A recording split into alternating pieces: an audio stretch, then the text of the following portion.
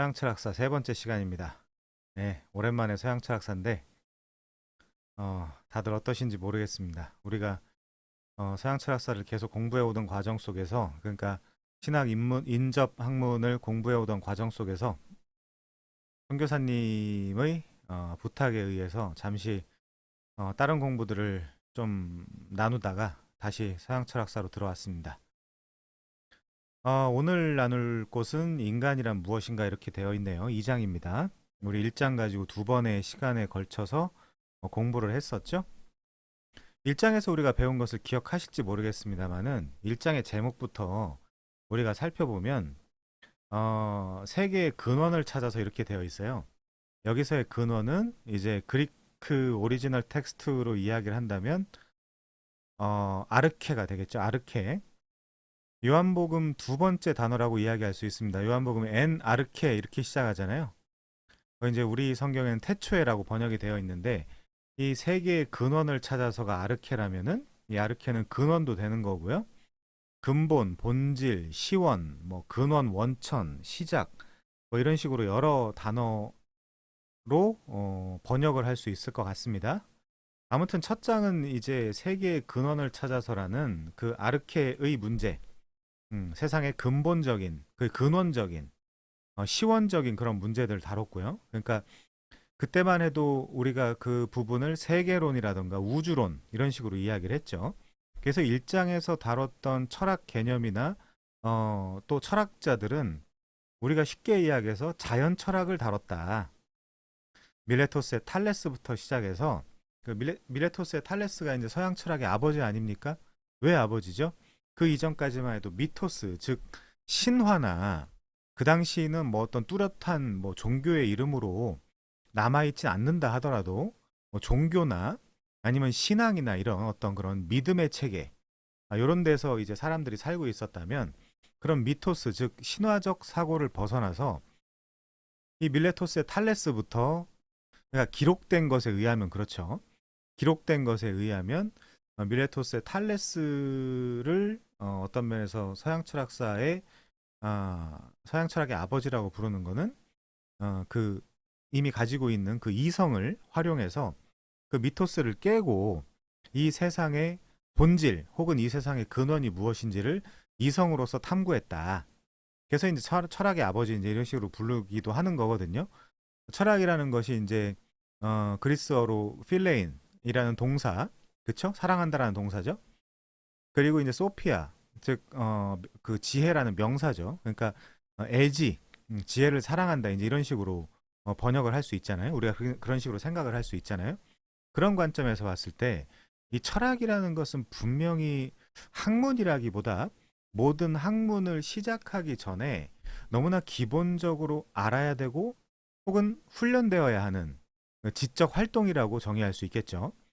그런 지적 활동을 어떤 그런 미토스, 신화적 세계관 혹은 신화적 멘탈리티에서 벗어나서 밀레토스의 탈레스부터 시작해서 그 이성을 활용해서 서양 철학사가 시작이 되었다. 그 이전에도 그런 뭐 움직임이나 그런 사람이 없었던 것은 아니겠죠. 인류의 시작부터 우리한테 지성을 가지고 인간이 태어났다라고 한다면 세상의 모든 것들을 보면서 뭐 붉은 불덩이가 떠오른다. 저건 무엇일까? 이제 이런 식으로 그런 궁금증을 가졌겠죠. 아무튼 그래서 1장에서 다뤘던 것은 세계의 근원, 본질, 원천을 탐구했던 소위 자연 철학이라고 이야기할 수 있는 코스몰로지, 그러니까 세계론과 우주론을 우리가 다뤘습니다. 지난 두 번의 시간에 굉장히 중요한 강의였죠. 그리고 이제 오늘 2장은 어떤 것들을 다룰 거냐면요. 인간 자체를 다룰 거예요. 인간 자체. 그래서 인간은 첫 번째 누구냐? 인간은 첫 번째 누구냐라는 문제와 그리고 이제 인간이 누구인지가 어느 정도 결정이 됐다면 그 인간은 어떻게 살아야 되느냐라는 문제. 그걸 이제 그 철학적 언어로 치환한다면 윤리학이 되겠죠. 윤리학. 과연 인간은 누구이고 인간은 어떻게 살아야 되느냐의 문제. 자, 그런 것들을 좀 살펴볼 것입니다. 그래서 그 부분을 그러니까 윤리학의 창시자라고 이제 불리는 사람이 뭐 여러 표현으로 한다면 여러 사람이 될 수도 있겠지만 사실은 소크라테스죠. 왜냐하면 이 소크라테스를 기준으로 소크라틱스, 그러니까 소크라테스 이전 철학자와 소크라테스 이후 철학자로 나뉘거든요. 소크라테스 이전 철학자는 자연 철학자라고 불러요. 자연 철학자, 자연 철학자들. 그래서 내가 주체가 되어 내 눈에 보이는, 그리고 만져지는, 뭐 들리기도 하고 뭐 맛을 볼 수도 있고 뭐 여러 가지가 있잖아요. 파이브 센스라고 하는 그런 그 내 그 오감에 의하여 경험되어지고 만져지고 뭐 맛보고 뭐 여러 가지 들리고 이제 볼 수 있는 뭐 여러 가지 것들을 통해서 내가 주체가 되어 객체인 이 우주, 이 세상에 대해서 논하거나 생각해보는 철학을 자연 철학이라고 하거든요. 그러니까 그 대상은 자연이라는 거예요. 그리고 세계이고 우주라는 거죠. 그래서 코스몰로지, 즉 우주론이라고 이야기를 합니다. 근데 이제 소크라테스부터 시작하여 소크라테스가 살았던 그 시기부터 시작하여 그 철학적 그 어떤 방향성이라고 할까요? 그 방향성이 살짝 바뀌는데 그때부터는 인간론, 안스로폴로지라고 그러죠. 그 인간론에 대해서 다룬다. 그 인간론은 인간은 누구이냐, 그리고 더 중요한 것은 인간은 어떻게 살아야 되느냐, 이제 이런 문제를 다루는 것이죠. 자, 그리고 이제 세 번째로 보면 이제 철학의 흐름을 통해서 보면 철학의 흐름을 통해서 세 번째로 보면 그 다음에 우리가 이제 나눠야 되는 부분은 이제 앞으로 계속 배우겠습니다만은 인식론이 되는 거죠. 인식론. 인식론이야말로 이제 어떤 것이냐면 주체, 즉 인간이 스스로 이제 주체가 되어 인간의 이성이 객체인 대상을 어떻게 인식할 것이냐, 그리고 우리의 인식은 옳은 것이냐, 타당한 것이냐, 이제 이런 것들을 따지는 거죠. 에피스티몰로지라고 이제 이야기를 합니다. 존재론까지 온톨로지. 그리고 이제 그 인식론에서 에피스티몰로지라고 이야기를 하죠. 그래서 우리의 인식에 대한 공부들, 우리의 인식이 합당하냐, 타당하냐, 이제 이런 것들을 공부할 수 있겠죠. 그 마지막으로 어떤 면에서 적용의 단계라고 이야기할 수 있겠죠. 그러니까 뭐 세계론이라든지 인간론이라든지, 인간론에서 물론 윤리학의 부분은 조금 다른 문제겠습니다만은 그 다음에 인식론이라든지 이런 부분들은 좀 이론적이라고 이제 이야기를 한다면, 마지막에 이제 엑시올로지라고 이야기하는 그런 가치론의 경우에 있어서는 좀 적용 중심적인 부분이 있죠. 그래서 소위 말해서 윤리학이라던가 미학이라던가 도덕 철학이라던가 이런 것들을 좀 탐구해 보면서 실제 우리 삶을 어떻게 경영해야 하며 어떻게 구가해야 하는지에 대한 고민들을 해볼 수 있겠죠. 자, 그래서 아까 말씀드린 대로 이 2장에서 등장하는 굉장히 중요한 그 철학자가 소크라테스인데, 소크라테스를 기준으로 하여 소크라틱스, 그러니까 소크라테스 이전의 철학자들과 그 소크라테스 이전의 철학의 사조 흐름들과 소크라테스 이후로 어떤 면에서 좀 그 구분하는 어떤 그런 특성이 있다라는 것 정도 알고 오늘 강의를 들어가시면 좋겠습니다. 자, 책으로 보시면요. 책 보시면 그래서 인간이란 무엇인가 되어 있고 첫 번째 소피스트들이 나오죠. 소피스트. 요 소피스트들이 긍정적 의미를 부여를 하면 지혜자들이 되는 것이고요. 좀 부정적 의미 부여를 하면 궤변론자가 되는 것이죠. 소피스트. 자, 좀 이따가 살펴보도록 하고요. 두 번째 소크라테스를 살펴볼 것입니다. 아마 오늘은 소피스트까지 밖에 다루지 못하지 않을까 이런 생각이 들어요. 소피스트 정도 다루는 걸 오늘의 목표로 좀 삼겠습니다. 그 다음 주에 소크라테스, 그리고 플라톤, 그리고 아리스토텔레스 정도, 그런 식으로 순차대로 한번 나가보도록 하죠. 아무튼 이 2장에서는 크게는 소피스트, 소크라테스, 그리고 플라톤, 아리스토텔레스 이 순서대로 책이 구성이 되어 있습니다. 보시면요. 공교롭게도 동양 사상과 서양 사상은 거의 비슷한 시기에 뿌리를 내리고 가지를 뻗었대요.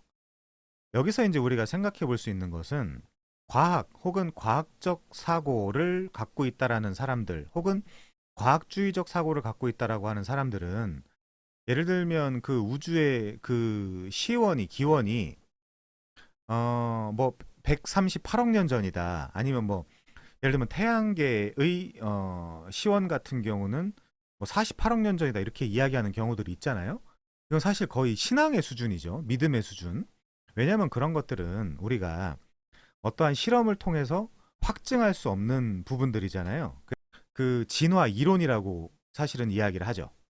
진화도 물론 이제 우리 과학이라는 것은 우리 삶에 굉장히 프로핏 베네핏을 많이 줬습니다만은 과학이라는 것도 과학주의가 돼서는 안 되거든요. 과학주의는 그건 신앙이지 과학 자체가 아니에요. 그 철학 공부하면서 사실 그런 것들을 많이 탐구해야 되는데 그런 관점에서 보면 48억 년으로 잡든 아니면 그 우주의 시작이 뭐 138억 년으로 잡든 뭐 많은 이론들이 있죠. 그 이론들 중에서 뭘로 잡든지 간에 그럼 수십억 년 동안 혹은 수백억 년 동안 인간이 진화해 가는 과정 속에서 아무런 발전이 없다가 불과 왜냐면요. 제가 이렇게 말씀드리는 이유가 있죠. 어쨌든 언어가 나오면서 어쨌든 문자로 기록이 된 역사만 사실은 우리가 그것도 어느 정도 신뢰할 수 있잖아요. 역사라는 것도 사실은 승자의 기록이기도 하고 여러 가지 뭐 오류와 그런 모순들이 있을 수도 있고 그 시대를 다 기록할 수 없는 그런 부분들이 있기 때문에 지금이야 이제 뭐 그 소셜 네트워크 킹이라든지 이런 것들이 있기 때문에 사실 속이기가 굉장히 어렵죠. 물론 속이기가 어렵다기보다도 사실은 지금 시대에서 너무 소피스티케이티드한 그러니까 굉장히 복잡하고 이런 부분들을 다 오히려 기록할 수가 없는 그런 부분들도 있지만 아무튼 지금 시대는 그 기록은 잘 돼 있지만 잘 될 수 있지만 옛날 시대 같은 경우는 그 기록을 하기가 뭐 파피루스에다 그 모든 걸 다 쓰겠습니까? 뭐 양피지에다 쓰겠습니까? 뭐 그렇죠.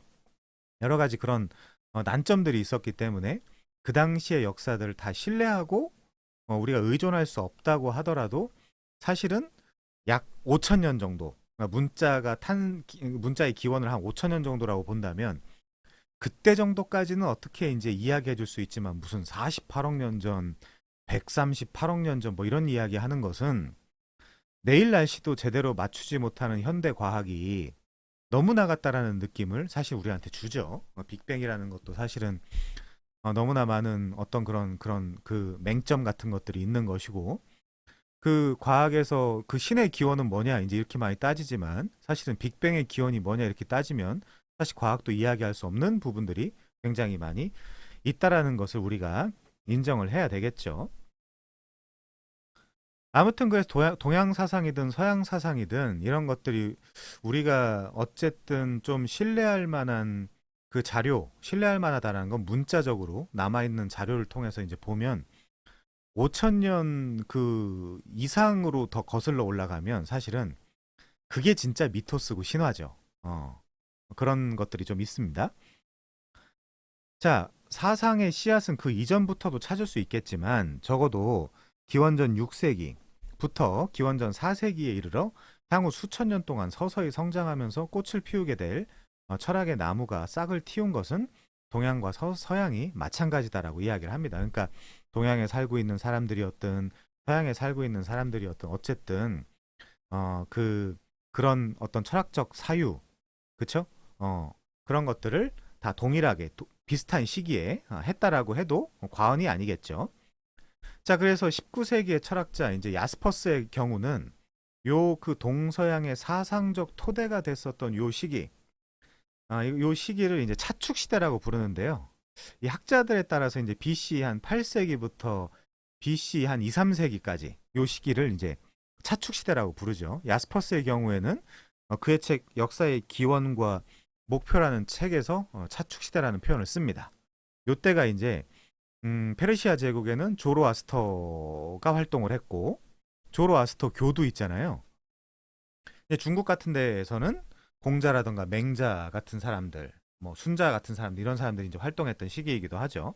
그리고 이제 인도 같은 데서는 부처 그러니까 그 고타마 시타르타라고 이제 이야기할 수 있겠죠. 그런 사람들이 활동했던 시기 BC 8세기부터 BC 한 2, 3세기까지 그리고 이제 아테네에서는 소크라테스라던가 플라톤이라던가 아리스토텔레스 같은 사람들이 활동했던 시기를 야스퍼스에 의하면 차축 시대라라고 이제 부르기도 한다라는 것입니다. 자, 그런데 마치 이 두 문명의 근본적인 차이를 예고하듯이 두 사상의 싹수는 사뭇 달랐다 그래요. 자, 여기 이 부분 중요합니다. 이 부분 여러분 기억하셔야 돼요. 뭐 외운다 이제 이런 개념보다도 이 역사의 흐름을 좀 아셔야 되는데,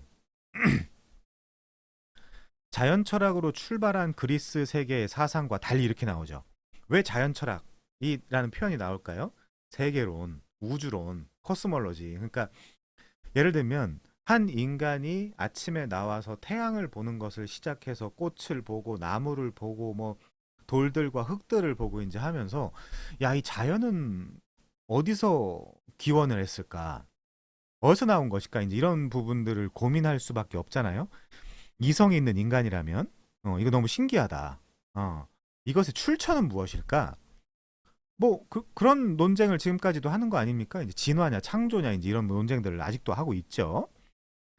자, 그래서 이 자연 철학으로 출발한 그리스 세계의 사상과는 달리 동양 사상은 인간을 출발점으로 삼았다는 거죠. 자, 그래서 서양 사상에서 처음 제기된 물음이 세상의 만물의 공통적인 요소는 무엇인가 이렇게 되어 있어요. 세상 만물의 공통적인 요소. 그러니까 서양 철학에서는 엠파도클레스의 언어로 설명을 하면 Four Elements Theory겠죠. 그러니까 사원소설. 예를 들면 불, 뭐 물, 공기, 흙 같은 것들 있잖아요. 그래서 최근이라고 하면 좀 그렇고 작년에 굉장히 좀 빵 터졌던 애니메이션 영화 중에 하나가 이제 엘리멘탈이라는 영화가 있었죠. 그 영화를 보면서도 이제 우리는 그냥 이 되게 따뜻하고 좋은 영화구나.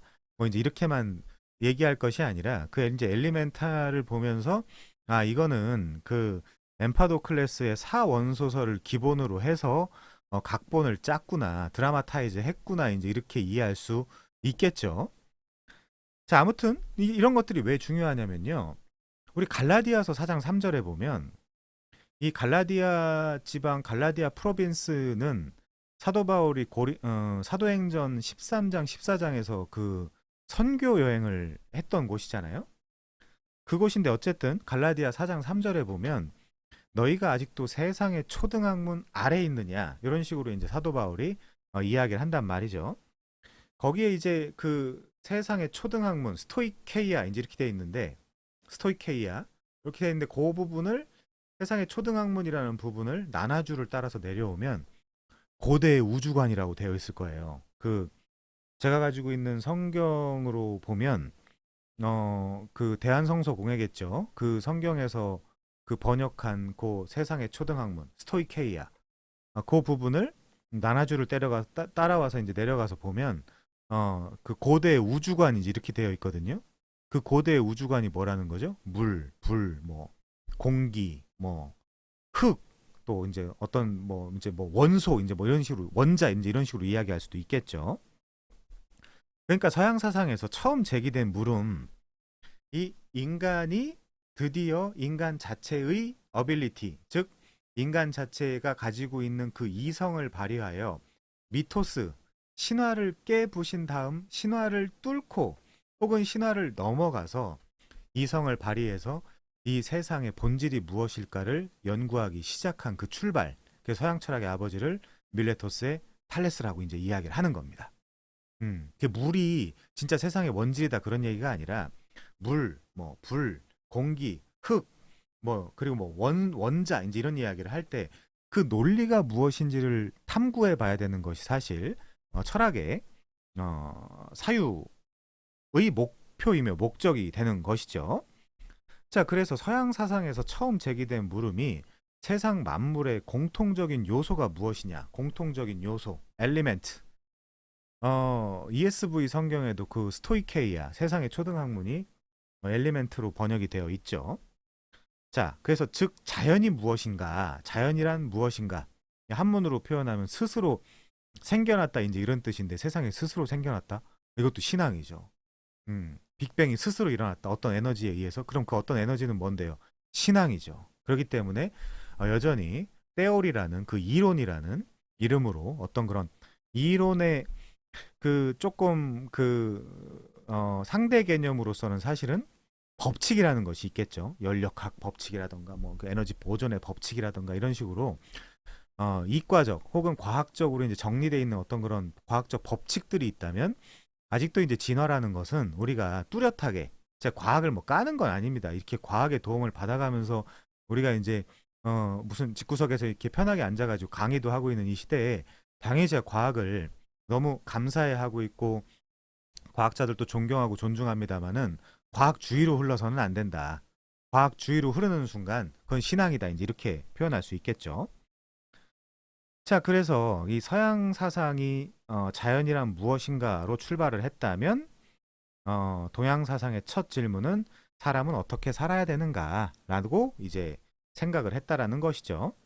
그래서 미토스에 의지하지 않고, 그쵸? 신화에 의지하지 않고, 혹은 종교에 의지하지 않고, 인간의 이성을 활용하여 세상의 근원이나 본질을 추구한 그 첫 시작, 서양 철학에 그래서 그거를 자연 철학이라고 이제 부른다. 그렇게 이해하면 되겠죠.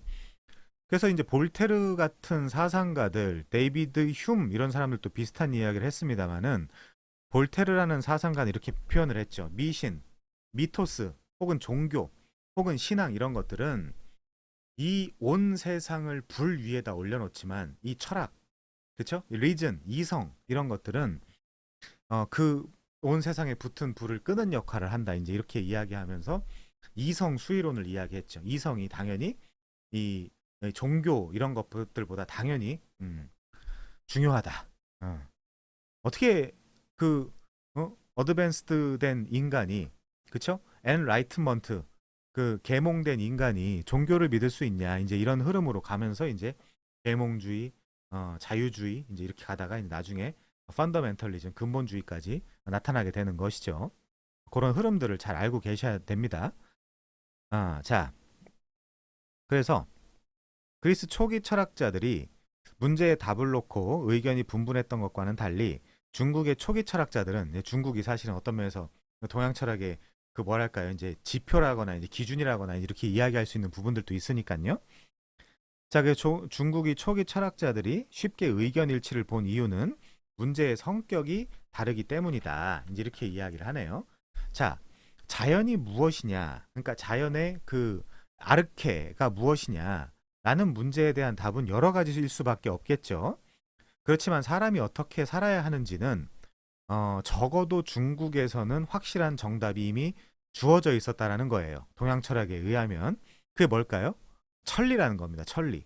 천리가 뭐냐면 하늘의 이치죠. 하늘의 이치라는 것은 하늘의 뜻이라는 거죠. 우리 사형리라는 거 이야기할 때도 Four Spiritual Laws라고 부르잖아요. 거기 이제 그 이, 사형, 리 할 때 그 리가 이치기 때문에 이 하늘의 그 이치 혹은 천리라고 이제 부르는 겁니다. 그러면 하늘의 뜻에 따라서 살아야 된다라는 건데 그러면 무엇이 하늘의 뜻이며 무엇이 천리인지냐를 놓고 또 논쟁하고 토론할 수 있겠죠. 적어도 동양 철학, 그게 이제 중국으로 간다면 하늘의 뜻이 무엇입니까? 그것이 천자의 뜻이며 황제의 뜻이라고 이야기할 수 있겠죠. 그러니까 지배자의 뜻이 될 수 있겠죠. 동양 철학의 관점에서는 그렇다는 겁니다. 자, 그래서 여기 책에도 지배자에 의해 혹은 통치자에 의해 정치적으로 결정되었다라는 점에서 천리를 이해할 수 있다. 이제 이런 식으로 우리가 볼 수 있겠죠. 그래서 천자의 뜻이다. 황제의 뜻이다. 이제 이런 식으로. 자, 기원전 13세기에 성립한 주나라 시대부터는 중국에서 이미 조상을 숭배하는 예의 관념이 있었다. 근데 이 책에도 분명히 나옵니다만 28페이지 밑에 두 번째 줄에 보시면 어떻게 나오냐면 이 조상 숭배를 그 내세를 위해서 조상을 숭배했다라기보다 현세를 위해서 조상을 숭배했다는 거예요. 그러니까 그런 문화들이 우리한테도 흘러왔는데 예를 들면 여기가 풍수지리에 의해서 명당이냐 아니냐 이런 것들을 따질 때 그 명당의 관점이 뭐죠? 후손들이 잘 되냐 못 되냐거든요. 그러니까 그 내세적인 어떤 그런 관점이라기보다 현세적인 관점이기 때문에 예를 들면 조상을 위해서라기보다 지금 살아있는 자손들을 위해서기 때문에 이장도 하고요. 좋은 자리로. 그쵸? 막 이제 그런 면들이기 때문에 이게 과연 좀 타이트한 이성적 철학의 관점으로 볼 때 조상들을 위한 거냐. 그쵸? 그렇게 이제 생각해 볼 수도 있겠죠. 자, 그래서 어쨌든 이미 조상을 숭배하는 예의 관념이 있었다라고 이제 이야기를 해요. 근데 그거는 분명히 내세보다는 현세에 집중했던 세레모니라고 이제 이해를 할 수 있습니다. 이런 어떤 거는 제사라거나 이제 이런 것들. 자, 그래서 그 노하지 않게, 응? 자손들, 그러니까 그 선조들이 노하지 않게, 노하면 어떻게 된다는 거예요? 그 자손들한테 화가 임한다는 거잖아요. 이제 그런 관점들이 이제 있었다는 거죠. 자, 그래서 기원전 6세기 이오니아의 탈레스가 만물의 근원이 물이라고 이제 이야기를 했을 그 무렵 중국의 공자는 전통적인 예의 관념에 인을 더해 유학을 창시했다 이거죠.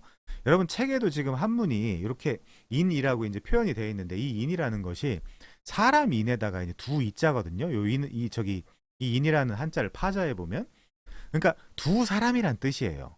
이 두 사람이라는 건 사실은 커뮤니티라는 뜻이에요. 커뮤니티. 그러니까 소셜. 그러니까 사회적으로 두 사람이 어떻게 서로 그 살아갈 것이냐의 문제죠. 그러니까 이 그 인이라는 것은 두 사람의 그러니까 사회적 관계에 치중해 있는 단어라고 이제 우리가 이해할 수 있겠죠. 자, 그래서 인이란 왕이 백성들을 대하는 자세를 가리키는 개념이므로 사회적. 그렇죠? 사회적. 쉽게 말해 나라를 경영하는 원리이며 인이 그렇다는 거예요. 인이.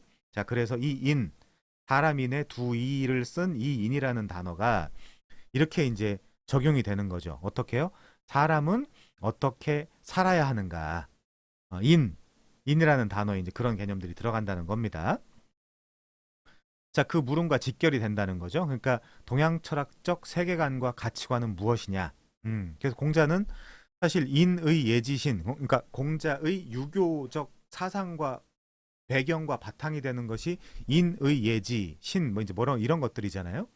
거기다가 이제 삼강에다가 오륜 같은 것들을 이제 더하면 사실은 이 동양 철학에서 특히 이제 공자 쪽에 어떻게 살아야 되는지, 그러니까 육아 쪽이라고 이야기할 수 있겠죠. 어떻게 살아야 되는지 그런 답이 나오는 것입니다.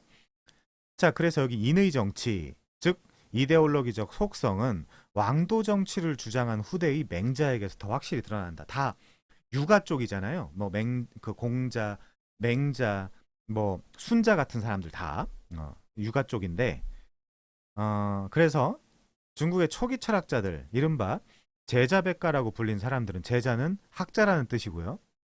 백가는 이제 학파라는 뜻이죠. 자, 그래서 지금 제가 설명한 대로 이제 저 유가에는 공자와 맹자와 이제 순자 같은 사람들이 포함되어 있고 도가에는 이제 노자나 장자 같은 사람들, 이제 법가에는 뭐 상황이라든지 한비자라든지 뭐 이제 이사라든지 이런 사람들이 이제 들어가 있죠. 그리고 묵가에는 묵자 같은 사람들이 들어가 있습니다. 자, 아무튼요, 중국의 초기 철학자들, 이른바 제자백가라고 불린 사람들은 처음부터 정치 사상, 정치 이데올로기를 철학의 내용으로 삼았던 것이다라고 할 때 우리가 이제 BC 771년경부터 481년경까지를 이 중국 문명의 그 군사나 정치적 격변기, 즉 춘추전국 시대라고 부르잖아요. 그때 이제 당연히 이런 격변기에는 오히려 이런 사상이나 이런 것들이 더 많이 발전하는 경향성이 있습니다. 역사를 쭉 보면. 자, 그래서 이 격변기 때 이런 제자백가 학자와 학파들이 이제 많이 등장을 했던 것이죠. 자, 그렇다면 그런데 그리스인들은 왜 자연에 대한 의문으로 시작을 했냐 이거죠. 그리스인들은. 근데 그것보다 먼저 중국인들은 왜 처음부터 그러니까 자연을 스킵하고 그러니까 세계론과 우주론을 스킵하고 왜 인간을 문제 삼았을까를 물어야 할 듯하다. 주체보다 객체에 일차적 관심을 가지는 것이 본능적인 철학자의 자세라고 보면 서브젝트, 오브젝트, 주체, 객체 중국의 물음보다는 그리스의 물음이 더 원초적이다. 의식이 형성되는 시기의 어린아이도 자기 자신보다는 먼저 주변 사물에 관심을 가지는 것이 당연하다라고 할 때 예를 들면 서양 철학에서 이 서양 철학사의 발전을 한 인간의 어떤 성장기랑 동일시하는 경향이 있거든요. 자, 잘 생각해 보십시오.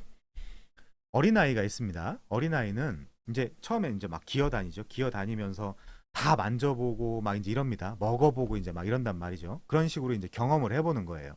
그러니까 자기 외에 자기를 이제 어린 아이라 하더라도 자기를 주체라고 이제 이야기를 한다면 객체인 예를 들면 이 방 안에 있는 모든 것과 다 접촉을 해보는 거죠.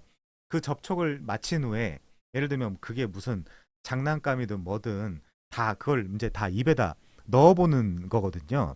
그래서 어린이의 손에 닿지 않는 곳에 그 놓아주십시오. 이제 이런 그 경고 문구가 이제 있는 것도 어린이들 같은 경우는 뭐 이 셀폰도 다 이제 막 입에 넣어보고 뭐 모든 걸 다 그렇게 하니까 이제 위험하잖아요.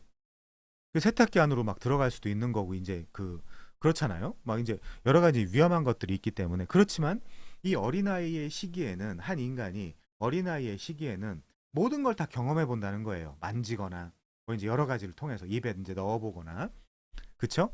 이제 그렇게 한 후에 청소년기가 되면 어디에 관심을 갖습니까? 나에 대해서 관심을 갖기 시작하는 거예요. 나는 누구지? 나는 왜 이 가정에서 태어났지? 그리고 갑자기 뭐 제2차 성징 예를 들면 뭐 목소리가 좀 변한다거나 뭔가 그 신체 부위에 어떤 그런 좀 특징이 여러 가지 특징이 생겨난다거나 이제 이런 것들을 보면서 나에 대해서 좀 더 관심을 갖죠. 소위 말하는 아이덴티피케이션에 대해서 관심을 갖게 되는 거예요. 나는 누구일까? 그래서 이제 정체성에 혼란을 갖기도 하고 또 여러 그 문제를 겪은 후에 극단적인 어떤 그런 선택을 하기도 하고 하는 굉장히 위험한 시기. 그래서 그 시기를 사춘기라고 이제 이야기하기도 하잖아요. 여러 가지. 그때 이제 어쨌든 그 나 자체에 대해서 굉장히 고민하고 갈등하고 하는 시기. 그리고 이제 좀 더 예를 들면 유아기 그리고 이제 청소년기, 청년기를 이제 거치면서 이제 좀 성인이 되면서 이제 어디에 어떤 것들에 좀 더 관심을 갖죠. 다시 내가 지금까지 인식해 왔던 그런 인식론, 내가 이해해 왔던 이런 것들은 옳은 것인가? 내 삶은 정당한가? 이런 이제 인식론에 대해서. 그러니까 초기에는 세계론, 우주론에 대해서 관심을 갖는 게 맞고요. 그 다음에는 인간론, 나 자체 혹은 나와 동일한 어떤 타인들에 대해서 이제 관심을 갖게 되는 것이 맞고 그 마지막 이제 좀 더 커서는 우리의 인식, 에피스티몰로지, 우리의 이해 이런 것들이 옳은 것인가, 그른 것인가라고 이제 따지게 된다라는 것입니다. 자, 그런 점에서 단순 비교를 한다면 일찍부터 인간 주체의 삶을 문제시한 고대 중국인들은 그리스인들보다 처음부터 한 차원 높은 사고를 한 것인지도 모른다. 요거는 사실 우리 남경태 선생님의 추측이죠. 주관이죠, 주관. 이분의 주관. 왜냐면 예를 들면 그냥 지나갔을 수도 있는 거고 관심이 없었을 수도 있는 거예요. 어디에요? 세계론에, 우주론에. 아니면 그 답도 안 나오는 그 세계의 근원에 대한 아르케에 대한 질문은 덮어두고 빨리 인간에 대한 어떤 그런 영역으로 넘어갔을 수도 있는 것이죠. 자, 이 부분에서 제가 이제 드리고 싶은 말씀은 철학은 비평적 사고를 하는 거예요. 비평적 사고. 그냥 예를 들면 뭐 이분이 지식 고수기 때문에 이분이 가지고 있는 지식을 다 습득하겠다가 아니라 습득할 것은 습득하고 그러니까 취할 것은 취하고 버릴 것은 버리면서 비판적 사고를 하는 거죠. 나라면 어떻게 엑스프레션을 할 것이냐, 나라면 이 내용에 대해서 어떻게 표현할 것이냐, 이제 이런 고민들을 해보는 것이겠죠. 자, 그 넘어가고요. 중국인들이 그런 사고를 하게 된 이유는 철학 자체보다는 철학을 둘러싼 지리적 혹은 정치적 환경에서 찾아야 될 것이다. 이거를 컨텍스트라 그러죠. 배경. 배경. 예를 들면 한 사람을 평가할 때 그 사람이 어떤 컨텍스트에 있었느냐. 이제 이런 것들이 굉장히 중요하죠. 음. 예를 들면 가정 환경이 굉장히 불우했고 뭐 이제 어려웠고 이제 이런 사람들은 그런 컨텍스트에서 어떻게 성장의 시기를 이제 거쳐왔는지 이제 이런 것들을 이제 우리가 봐야 되는 거잖아요. 자, 아무튼 이게 이제 배경인 거고요. 그래서 중원이라는 확고한 지리적 중심을 가지고 그래서 이제 지리적 중심이라고 이야기할 때 아니 지구는 둥근데 어디를 중심이라고 이야기할 수 있습니까? 근데 이제 중국의 그 중화 사상이라고 하죠. 그러니까 중국을 중심으로 잡는 거죠. 그래서 이제 사실은 뭐 그것이 그 어떤 사람에게는 중국몽으로 이제 연결이 될 수도 있는 거고요. 근데 그럴 때는 이제 예를 들면 우리나라는 굉장히 그걸 지지하는 너무 작은 나라에 불과하다 이제 이런 식으로 이야기하는 사람들도 있었죠. 자, 제가 누구라고 이야기하지 않겠습니다. 그건 멤버십에 들어가서 이제 이야기를 하도록 하죠. 자, 그래서 이 어, 중원이라는 확고한 지리적 중심을 가지고 출발한, 그러니까 이게 중심이라는 것 자체가 사실은 편협한 사고, 중국몽적 사고죠. 아무튼 중국 문명이라고 해도 좀 옆으로 오면 이제 인더스 문명 있는 거고, 좀 옆으로 오다가 살짝 밑으로 내려오면 이제 메소포타미아 문명 있는 거고, 좀 더 옆으로 와서 좀 내려오면 이제 이집트 문명 있는 거고, 좀 올라가서 또 왼쪽으로 가면 그리스 헬라 문명 있는 거고, 로마 문명 있는 거고 막 그런 거잖아요. 그러면 뭐가 제일 위대한 문명이냐라고 이야기한다면 뭐라고 이야기를 하겠습니까? 제가 당연히 중국을 밑도 끝도 없이 지금 비판하는 것이 아니라 이런 것들을 생각해 봐야 된다는 거죠. 뭐가 중심이냐? 어디가 가운데냐? 중화 사상이냐? 화이 사상이냐? 이제 이런 것들 따져보는 것이죠. 여러분들은 어떻게 생각하십니까? 자, 아무튼요. 이 과정에서 중원을 쟁탈하는 것이 천하를 얻기 위한 결정적 포인트가 되었다. 그래서 그 천하를 얻은 자는요. 천자가 되는 것이고 황제가 되는 것이기 때문에 그의 명령은 곧 천리가 되는 거죠. 하늘의 이치가 되는 거죠. 그래서 그 천자의 뜻, 황제의 뜻대로 살면 되는 것이죠. 어. 자, 그래서 중국에서는 일찍부터 영토 국가의 개념이 싹 텄다고 경쟁하는 국가들 간의 국제 관계가 발달했다. 이 중국의 문명도 굉장하잖아요, 사실은. 우리가 이제 지금은 시대가 너무 좋아서 그 물론 다 걸러들어야 되고 팩트 체킹이라는 걸 당연히 해봐야 되겠습니다만은 유튜브나 이제 여러 가지를 통해서 이 온라인에서 여러 가지 정보를 접할 수 있죠. 좋은 부분도 있고 나쁜 부분도 있지만 좋은 부분이 비교할 수 없을 정도로 많죠. 자, 중국 문명권에서는 자연을 운이하기 이전에 이미 사회와 정치가 고도의 짜임새를 갖추고 있었다. 이제 이렇게 평가를 하기도 하네요. 자, 그렇다 보니까 이제 중국이 중심이다라는 생각 때문에 중국인들의 경우에는 동북공정을 주장한다거나, 그렇죠? 뭐 김치가 우리 거다. 뭐 김연아가 우리나라 사람이다. 그렇죠? 뭐 전지현이 우리나라 사람이다. 한복은 우리 거고 아리랑도 우리 거고 윤동주도 우리 거고 태권도도 우리 거다. 어. 심지어 뭐 벚꽃도 우리 거라 그러잖아요. 벚꽃나무라는 게 중국이나 일본에서 개발한 나무입니까? 뭐 거기서 이제 가져온 건가요, 우리가? 이런 이야기들은 그 대국이라고 이야기할 때 이제 너무나 부끄러운, 음, 제가 생각할 땐 부끄럽지만 뭐 어떻게 생각할지 모르겠어요. 아무튼 그런 생각을 할 수 있겠죠. 좀 나라나 땅이나 이런 것들은 굉장히 대국인데 좀 아쉽다. 이제 이런 생각이 좀 들죠. 네, 아쉽다라고 이제 얘기를 하고 넘어가겠습니다. 자, 이런 환경에서는 자연보다 인간을 대상으로 삼는 철학이 먼저 탄생할 수밖에 없다. 아닌 게 아니라 그리스 철학자들도 자연에 대한 문제에 나름대로 해답을 얻은 뒤에는 바로 인간에 대한 관심으로 초점이 옮겨지게 된다. 자, 그래서 세계론 혹은 우주론, 코스몰로지에서 넘어가는 거예요. 어디로요? 인간론으로.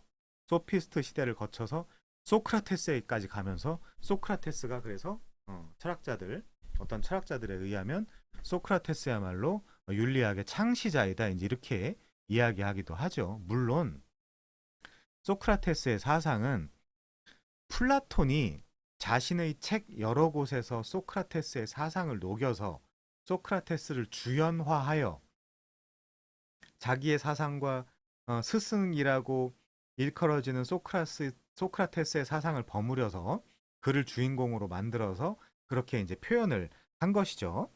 굉장히 플라톤 같은 경우에는 어, 이따가는 아니고 나중에 찾아보겠습니다만은 화이트헤드에 의하면 어, 이 이후 서양 철학사는 그 플라톤의 주석 혹은 각주에 지나지 않는다 이렇게 표현할 정도로 아주 탁월한 그 문필가였으며 사상가였죠. 음. 여러분들이 동의한 그 플라톤의 사상을 동의하냐 동의하지 않냐를 떠나서 그 시대의 컨텍스트로 가서 그 사람이 어떻게 살았고 어떤 그 족적 혹은 업적을 학문적 업적을 남겨놨으며 이제 이런 것들을 연구해 보면 동의하냐 동의하지 않냐를 떠나서 저 많이 동의하지 않거든요. 왜냐하면 그 사회주의 혹은 공산주의의 씨앗이 그 배태된 때가 학자들에 의하면 그 플라톤으로 보고 있기 때문에 저는 그 공산주의를 아주 극혐하는 사람이거든요. 사회주의 이론이나 공산주의 이론을 극혐하는 사람으로서 플라톤의 국가론의 예를 들면 그런 많은 부분들을 동의해 줄 수는 없죠. 자, 넘어가겠습니다. 뭐 그거는 나중에 아주 그 레디컬하게는 제가 멤버십에서 좀 이야기하도록 하겠습니다. 피곤하거든요, 사실. 피곤합니다. 자, 넘어가요. 자, 그래서 직업이 된 학문 이렇게 나와 있네요. 직업이 된 학문. 자, 벌써 그 학자들에 의하면 저의 논평이 아니라 여러분들이 찾아보시면 돼요. 저의 논평이라고 하면 피곤해지기 때문에 학자들의 논평에 의하면 이 책의 저자이신 남경태 선생님 같은 경우는 약간 왼쪽에 있는 분입니다. 왼쪽에. 그래서 지금 뭐라고 표현하고 있죠? 학문이 직업이 되었다. 이제 이 말을 다른 방식으로 풀어보면 학문은 직업이 되면 안 된다라는 의미를 갖고 있잖아요. 자, 넘어가서요. 요 단락의 중간쯤 보겠습니다. 페르시아 전쟁에서 희생과 최종 승리를 일궈낸 업적으로 아테네는 전쟁 시기에 결성된 델로스 동맹의 맹주 자리를 차지했고 델로스의 아폴론 신전에 보관된 공동 금고를 관리하게 되었다. 굉장히 고생을 많이 했죠, 아테네가. 그 당시에 이제 여러 가지 침략이라던가 전쟁이라던가 이제 이런 거에 의해서. 근데 이제 부국 강병을 추구하면서 실제 나라가 좀 안정되고 부해지면서 인간은 뭘 추구하게 되죠? 철학, 이 정신적인 쾌락을 추구하게 되거든요. 그래서 당연히 아테네에서 우리가 아테네 하면 이 어떤 철학의 도시라고 이제 이야기할 수 있는 부분이죠. 민주주의라던가 이제 이런 것들, 데모스크라티아라고 이야기하는 데모스크라티아라는 단어를 가운데를 딱 보게면 데모스와 데모크라시, 데모스와 크라티아, 민중 권력이라는 뜻이 되겠죠. 민중 권력 같은 경우는 또 소크라테스나 그 플라톤 같은 경우 굉장히 극혐했죠. 그건 이제 뒤에서 좀 따져보도록 하겠습니다. 자, 지적인 중심이 사회 경제적 중심으로 발돋움하기는 어려워도 그 반대는 굉장히 수월하다. 그래서 견고해진 하드웨어를 바탕으로 아테네는 그리스 세계의 다양한 소프트웨어들을 끌어모으기 시작했다. 여러 가지 철학적 사조라던가 여러 가지 학문적 업적이라든가 이런 것들을 자신의 그 도시로 끌어들이기 시작했다라는 것이죠. 자, 그래서 그리스 본토의 동편, 즉 이오니아와 그리고 서편 마그나 그라이키아라에서 싹을 틔우고 줄기가 굵어진 철학적 논의는 이제 아테네에서 풍성한 열매를 맺을 단계에 이르렀다. 안정이 됐기 때문에 그렇게 할 수 있는 거거든요. 안정이 됐기 때문에 안정되지 않은 상태. 예를 들면 전쟁이 계속 지속되거나 전쟁이 계속 발발되고 있는 상태에서는 철학적 사유를 하기가 매우 어렵죠. 음. 그 창고가 곳간이 좀 차야 뭔가 철학을 할 수 있는 거 아닙니까?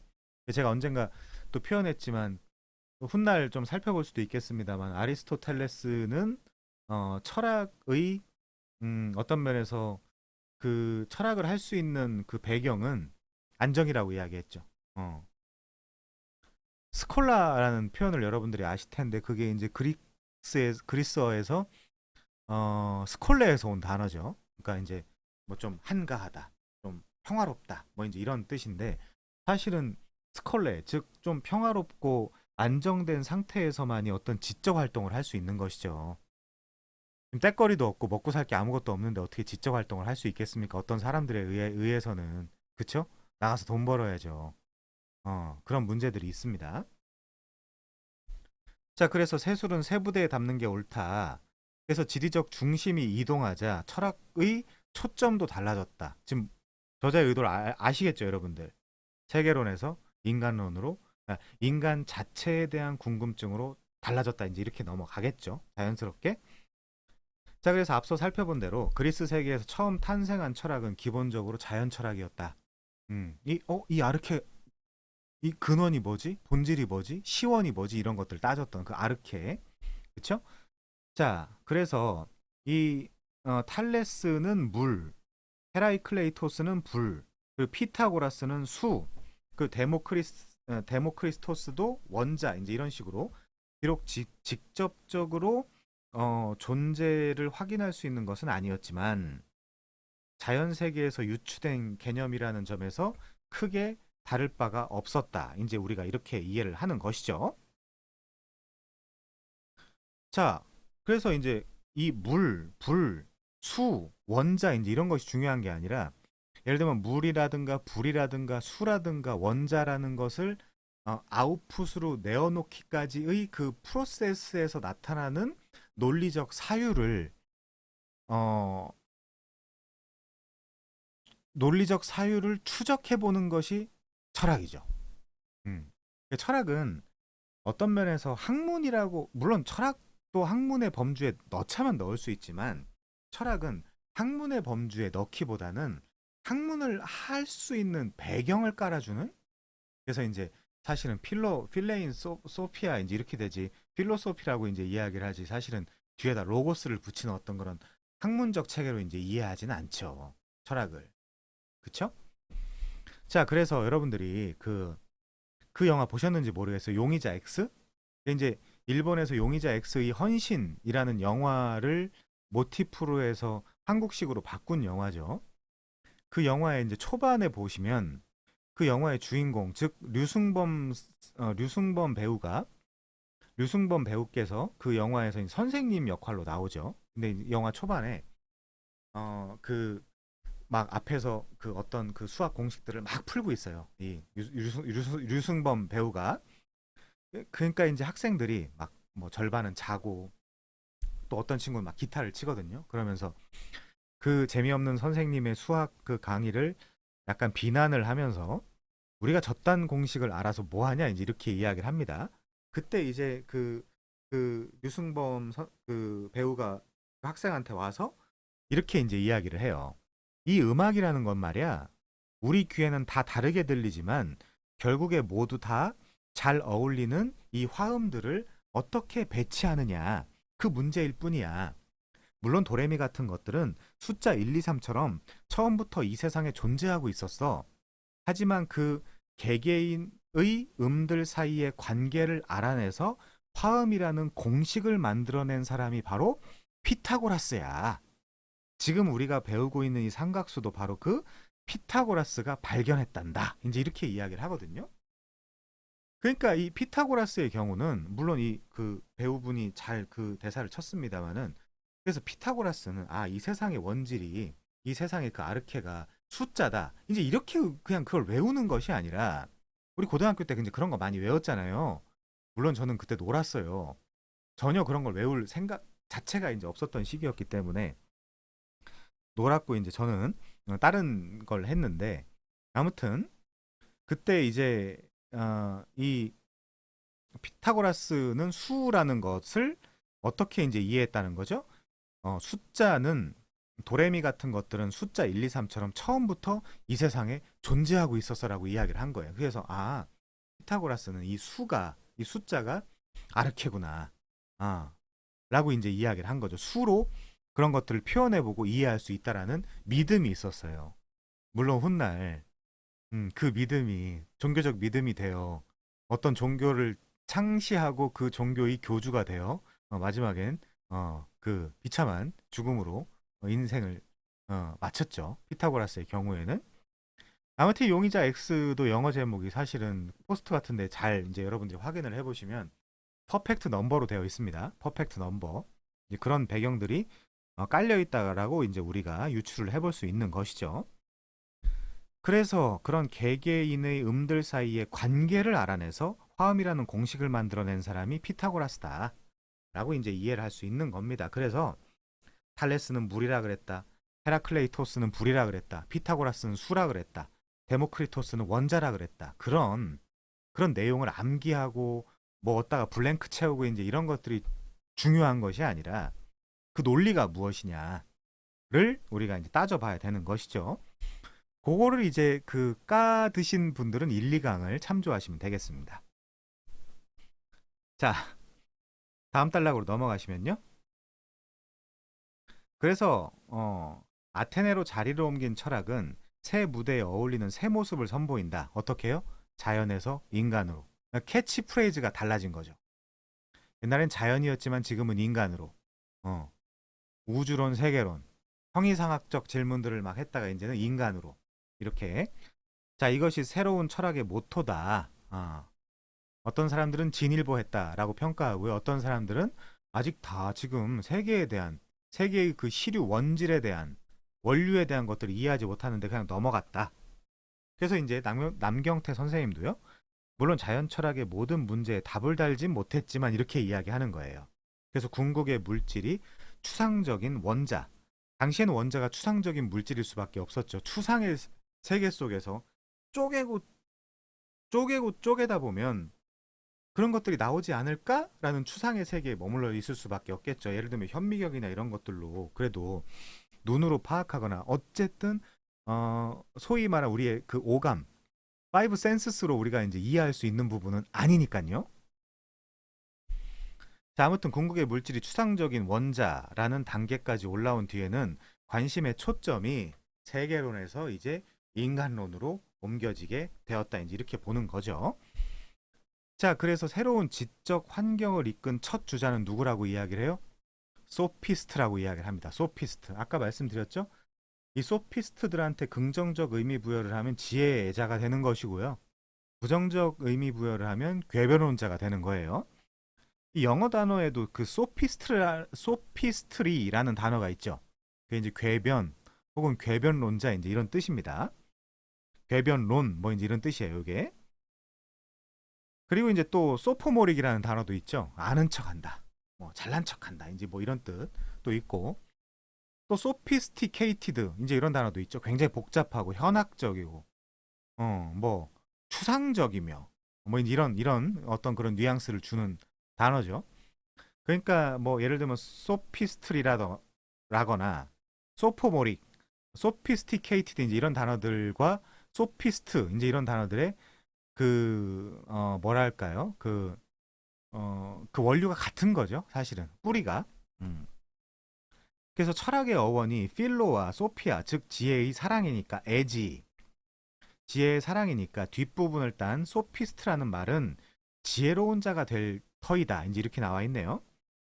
그래서 소피스티스 헬라어로 그리고 이제 영어로 영미권으로 뭐 소포스 이제 이렇게 이해할 수 있는 거고요.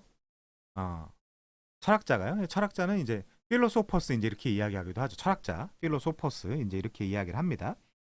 아무튼 이런 이제 그 어근이 다 같은 그 친척 단어라고 이제 우리가 이해를 할 수 있겠죠. 자, 여기에 직업적 의미를 보태면 지혜를 가르치는 자가 된다. 여기서 이제 제가 한번 소개해드리고 싶은 문장은요. 피타고라스의 경우는 나 자신은 소포스가 아니라 필로소포스라고 아주 겸손하게 말했어요. 근데 그 이 사람들은 스스로 소피스티스 그러니까 지혜로운 자라고 불렀다는 거죠. 어떤 면에서 궤변론자라고 표현되기도 하고 지혜자라고 표현되기도 하지만 자기들 스스로 지혜로운 자다라고 이제 자기들을 스스로를 자칭했다라고 이제 이야기를 하는 겁니다. 자, 아무튼 이 지혜를 가르치는 자가 되는 것인데 실제로 이 소피스트는 대중에게 지혜를 가르치는 일을 직업으로 삼은 사람들이었다라는 거죠.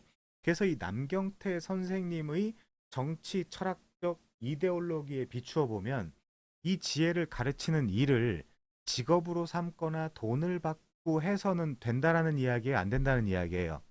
안 된다라는 생각이 깔려 있어서 요 소제목을 직업이 된 학문이라고 단 거예요.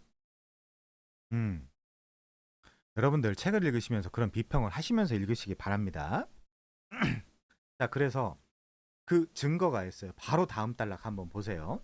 바로 다음 단락에 한번 보시면 문제는 이들이 그냥 지혜를 워낙 사랑한 탓에 널리 전파하고자 사람들을 그냥 가르친 것이 아니라 돈을 받고 가르쳤다는 것이고 이들이 말하는 지혜란 순수한 진리라기보다는 세상을 살아가는 방법, 논쟁에서 승리하는 방법이었다라는 것이다. 그러니까 지금 뭐예요? 돈을 받고 사람을 가르치면 안 된다는 거죠. 자, 지금 한국 힙합계 안에도 어, 이센스와 손신바 이 두 아티스트 사이에 이제 논쟁이 사실은 있죠. 뭐 그 논쟁이 딱 이 논쟁은 전혀 아닙니다. 전혀 아니에요. 이센스는 이센스 나름대로 그 자신이 사랑하는 그 문화에 대한 이해, 그 어떤 그런 개성의 그 힙합을 하는 사람들의 그 개성에 대해서 어떻게 그걸 돈으로 거래를 하면서 배우고 또 학습할 수 있냐 이제 이런 것들이고요. 이런 내용들이고 손신바 같은 경우는 그 손신바도 나름대로의 논리가 있고 이센스도 나름대로 논리가 있습니다만은 그 손신바 같은 경우는 어쨌든 이 모든 것은 그 어떤 아주 기본이 되는 것들은 알고 시작하면 훨씬 더 그 빠르게 하이웨이, 그 고속도로를 탈 수 있다. 그래서 그런 것들을 누군가가 요청에 의해서 이제 내가 돈을 받고 좀 강의를 한 것이다. 이제 랩 레슨에 대해서에 대한 이슈였으며 논쟁이었잖아요. 아무튼 뭐 들어본 바에 의하면 뭐 둘 다 타당하다라고 이제 생각을 했습니다. 저 같은 경우는. 근데 어쨌든 이 책에 있어서는 돈을 받고 지혜를 가르쳤다는 것이 문제가 된다는 것이고 마지막 줄에 보면 이들이 말하는 지혜란 순수한 진리라기보다는 자 그러면 이 순수한 진리를 누가 결정을 내려주죠? 그쵸? 순수한 진리만 돈 받고 가르쳐야 되는 겁니까? 그렇지 않죠. 그 순수한 진리를 누군가가 얘기해 줄 수가 없는 거예요. 그래서 얼마 전에 그 상당히 어떤 그 과도한 그 정치 이념에 빠져 있다라고 평가를 받고 있는 한 개그맨이 어, 국회의장의 망치와 목수의 망치가 동등한 가치, 동등한 그 평가를 받는 세상이 왔으면 좋겠다 이제 이런 식으로 이야기를 했잖아요. 뭐 그런 이야기에 대해서 뭐 나름대로 논평을 할 수 있다라고 봐요. 근데 문제가 뭐냐면 본인 같은 경우는 굉장히 돌아다니면서 고액 강연료를 받거나 이제 그랬단 말이죠. 그것도 세금으로. 그랬기 때문에 사실 그렇다면 자신은 반납을 해야 되는 것이죠. 그래서 진짜 철학자들의 같은 경우는 철학을 하는 사람들의 같은 경우는 그런 걸 그냥 못 지나가는 거예요. 예를 들면 오류나 모순에 대해서 그냥 내로남불을 극단적으로 싫어합니다. 철학자들 같은 경우는. 이 필레인 소피아 하는 사람들 같은 경우는 그런 것들이 좀 짜증나는 거예요. 아니, 순수한 진리만 돈을 받고 팔아야 되고, 그쵸? 세상을 살아가는 방법, 논쟁에서 승리하는 방법 같은 것들은 돈 주고 팔면 안 된다라고 이야기를 하면, 이 책은 어떨까요? 이 책은. 이 책의 경우에는. 여러분들 어떻게 생각하십니까? 그러니까 굉장히 그 아이디얼하고 어떤 면에서 나이브하고 이노센트한 생각이죠. 순진한 생각이죠, 사실은. 음. 이 책은 그 인텔렉추얼 프로퍼티 라이츠가 없을까요? 한번 볼까요, 제가? 이 책은 저작권법에 따라 보호받는 저작물이므로 무단 전제와 무단 복제를 금합니다. 이 책의 전부 또는 일부를 이용하려면 반드시 저자와 휴머니스트 출판 그룹의 동의를 받아야 합니다. 이렇게 이제 이야기를 하고 있거든요. 저는 지적재산권을 무시한다라는 쪽으로 간다라는 개념이 아니라 어, 소피스트들의 경우 돈을 받고 강의를 하거나 강연을 했다라는 것을 문제 삼는 것에 대해서 좀 논리가 부족하다라는 생각을 갖고 있는 것이죠. 왜냐하면 시장 경제에 대해서 어떤 면에서 좀 받아들이는 경향성이 있다 보니까 이제 그렇습니다. 자, 그런데 문제는 이런 거예요. 이런 거. 자, 강대석 선생님께서 쓰신 서양 철학사 입문에 이 소피스트의 모순에 대한 혹은 소피스트들이 빠진 그 딜레마에 대한 아주 재밌는 예화가 하나 나와 있어요. 제가 좀 소개를 해드리겠습니다. 여러분 한번 들어보세요. 돈을 받고 제자들을 가르친 소피스트들을 비꼬는 하나의 얘기가 전해진다. 소피스트들은 일정한 기간 동안에 제자들을 가르쳤는데 가르침을 시작하면서 보수를 받는 것이 아니라 교육이 끝나고 제자들이 실력이 향상되었을 경우에만 보수를 받기로 약속하였다. 그러니까 말하자면 그거죠. 맛없으면 돈을 받지 않겠다라는 식당 그 광고 카피랑 비슷한 거죠. 말하자면. 자, 그런데 프로타고라스 밑에서 프로타고라스는 이 소피스트들 중에서 대표 인물 중에 한 명입니다. 이 프로타고라스 밑에서 교육을 받은 한 제자가 자신의 지식이 증가되지 않았음을 주장하면서 수업료의 지불을 거절하였다. 결국 제자와 스승은 법정에까지 가게 되었는데 법정으로 가면서 스승이 제자에게 말하였다. 자, 프로타고라스가 말하는 거예요. 프로타고라스 says, 그대는 여하튼 나에게 돈을 지불하여야 한다. 그대가 재판에 질 경우에는 물론 재판의 판결에 의하여 나에게 돈을 지불해야 하고 설령 재판에 이기는 경우가 있다 하더라도 그것은 그대가 나의 수업을 통하여 재판에 이길 수 있는 그 변증 능력을 획득한 결과이니 약속에 의해서 수업료를 지불해야 한다. 어쨌든 너는 나에게 어떻게든 수업료를 지불하여야 한다라는 것이 프로타고라스의 입장이었어요. 자, 곰곰이 생각하던 제자가 스승에게 이렇게 이야기합니다. 제자 says, 저는 여하튼 돈을 지불할 수가 없습니다. 제가 재판에서 이기는 경우에는 재판의 판결에 의해서 지불할 수 없고 재판에 지는 경우에는 제가 그동안 재판에 이길 수 있는 지식을 충분히 배우지 못했다라는 사실이 증명된 셈이니 약속에 의하여 아까 실력이 향상된 경우에만 돈을 받기로 했잖아요. 약속에 의하여 수업료를 지불할 수 없습니다. 이렇게 이야기를 한 거예요. 자, 제가 이 책을 읽으면서 야, 이 정도면 돈을 지불해야 되겠다. 얘가 처음부터 이렇게 말을 잘했다면 프로타고라스한테 와가지고 이 수사학에 대해서 배워야 될 필요가 있었을까? 이제 이런 생각을 한번 해봤거든요.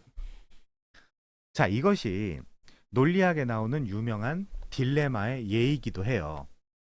딜레마는 양도논법 혹은 양두논법이라고 부른다. 그래서 딜레마는 두 개의 가언적 대전제와 각 대전제에 상응하는 서로 모순되는 두 개의 소전제로 구성되어 있어 정반대되는 두 개의 결론이 나올 수 있다.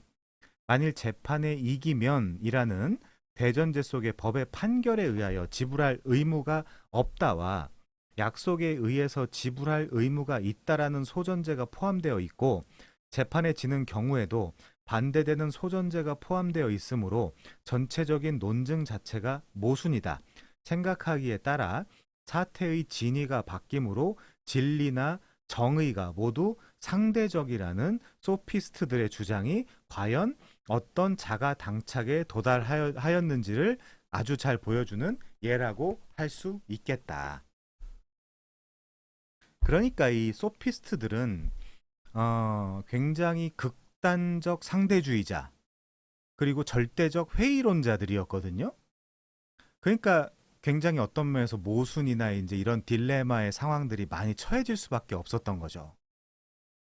극단적인 상대주의자면 상대방의 이론도 받아들여야 되는 거잖아요. 제가 가끔 토론하거나 이제 논쟁을 할 때 그 포스트 모더니즘 세계에서 자기들은 소수자니까 자기들의 의견을 받아달라는 사람들이 많이 있단 말이에요. 그런데 포스트 모더니즘은 이 사람아, 그렇다면 내 의견도 받아들여 주는 것이 너가 가지고 있는 소위 말하는 그 상대성의 원리에 맞는 것이지. 당신이 상대주의에 빠져 있다면 나에게 토론을 걸면 안 되지. 이제 이렇게 이야기하면 사실은 더 이상 할 말이 없는 문제가 돼버린단 말이죠. 적어도 이제 포스트 모더니즘의 사조 중에 하나가 상대주의이며 회의주의이며 쾌락주의인 거잖아요. 아무튼 그래서 굉장히 좀 아이디얼하다, 이상적이다. 돈을 받지 않고 강의를 한다거나 아니면 순수한 진리만 가르쳐야 된다거나 그럼 학교 선생님들은 다 어떻게 합니까? 주경야독을 하나요? 그래서 예를 들면 왼쪽에 계신 분들은 농사나 이런 것들 좋아하시니까 농사를 열심히 짓고 그걸로만 먹고 살면서 그 수업이나 이런 것들은 다 무료로 해야 된다. 이제 이런 그 주장들이 사실은 많이 있거든요. 근데 이제 그런 주장들을 하는 사람의 자제들을 보면 다 미국에 유학 가 있고, 그쵸? 다 이제 그런 것입니다. 원래 그런 거예요. 원래가 그런 거예요. 자, 그래서 예를 들면 정의란 무엇인가, 여러분 이런 책들 마이클 쉘던이죠. 정의란 무엇인가 이런 책들을 읽으면서도 여러분들이 비평을 해보실 수 있어야 되는데, 마이클 셀던이 이 예증하고 예시를 들고 있는 예 중에 하나가 스트라디바리우스를 누가 가질 것이냐, 이제 이런 얘기들이 있죠. 제일 잘 칠 사람이 가져야 된다. 이게 아이딜하고 나이브하고 이노센트한 주장이라는 거예요. 제일 잘 치는 사람이 누군지 어떻게 정하죠? 다 귀가 다른데. 그래서 요즘은 어떤 특정한 가수가 노래를 제일 잘한다 이제 이런 얘기 안 하잖아요. 그냥 선호의 어느 수준으로 넘어가면 선호의 문제다 이제 이렇게 이야기 하잖아요. 스트라디바리우스를 누가 가질 것이냐? 제일 잘 치는 사람이 가져야 한다. 아이디얼하다. 제일 잘 치는 사람의 커미티를 어떻게 구성할 것이냐? 아, 그래도 서울대가 결정을 해야 된다. 그럼 연세대가 반발을 하겠죠. 그럼 서울대가 그래, 연세대까진 같이 요 제일 잘 치는 그 그룹을 구성하는 커미티의 구성원으로 들어와라. 이제 이렇게 이야기를 하죠. 그럼 고려대가 또 반발을 하겠죠. 사실 너네랑 우리랑 별로 점수 차이 없어. 왜 우리는 빼냐 이제 그러면 그 커뮤니티가 점점 더 복잡해지겠죠. 이제 막 그럼 그 이후에는 뭐 여러 가지 음대나 이제 이런 것들도 막 들어오고 이제 이러면 그러면 벌써 스트라디바리우스를 누가 가장 잘 연주할 것이냐의 문제를 넘어가지고 커뮤니티 구성하는 것부터 그 위원회를 구성하는 것부터 벌써 문제가 생겨버립니다. 그쵸? 음. 예를 들면 빵 하나를 어떻게 공평하게 나눌 것이냐. 어.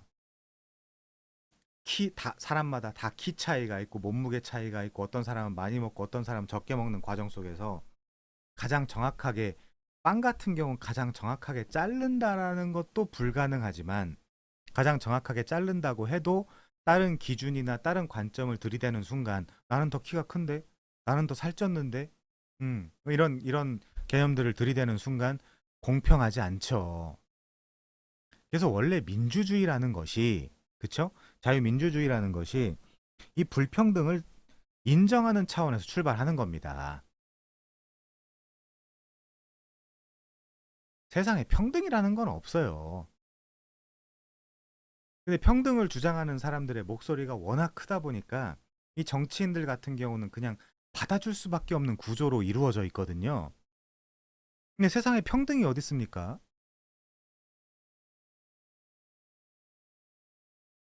평등이 있으려면 정치인들부터 다 어, 자신들이 그 사유재산을 내놔야 되는데 전 그런 사람을 본 적이 없거든요. 뭐 어딘가 있을 수 있겠죠. 그렇지만 소수라 그러면 정당한 논법은 아니잖아요. 자, 넘어가도록 하죠. 요즘으로 말하면 처세술과 비슷한데 같은 시기 중국 철학과 닮은 데가 있다. 하지만 중국의 제자백과처럼 정치 이데올로기로 사용되지 않고 지식 장사 수준으로 사용되었다는 점이 다르다. 여기도 지식 장사라고 이야기할 때 어, 여기도 사실은 부정적 의미 부여가 담겨 있는 것이죠.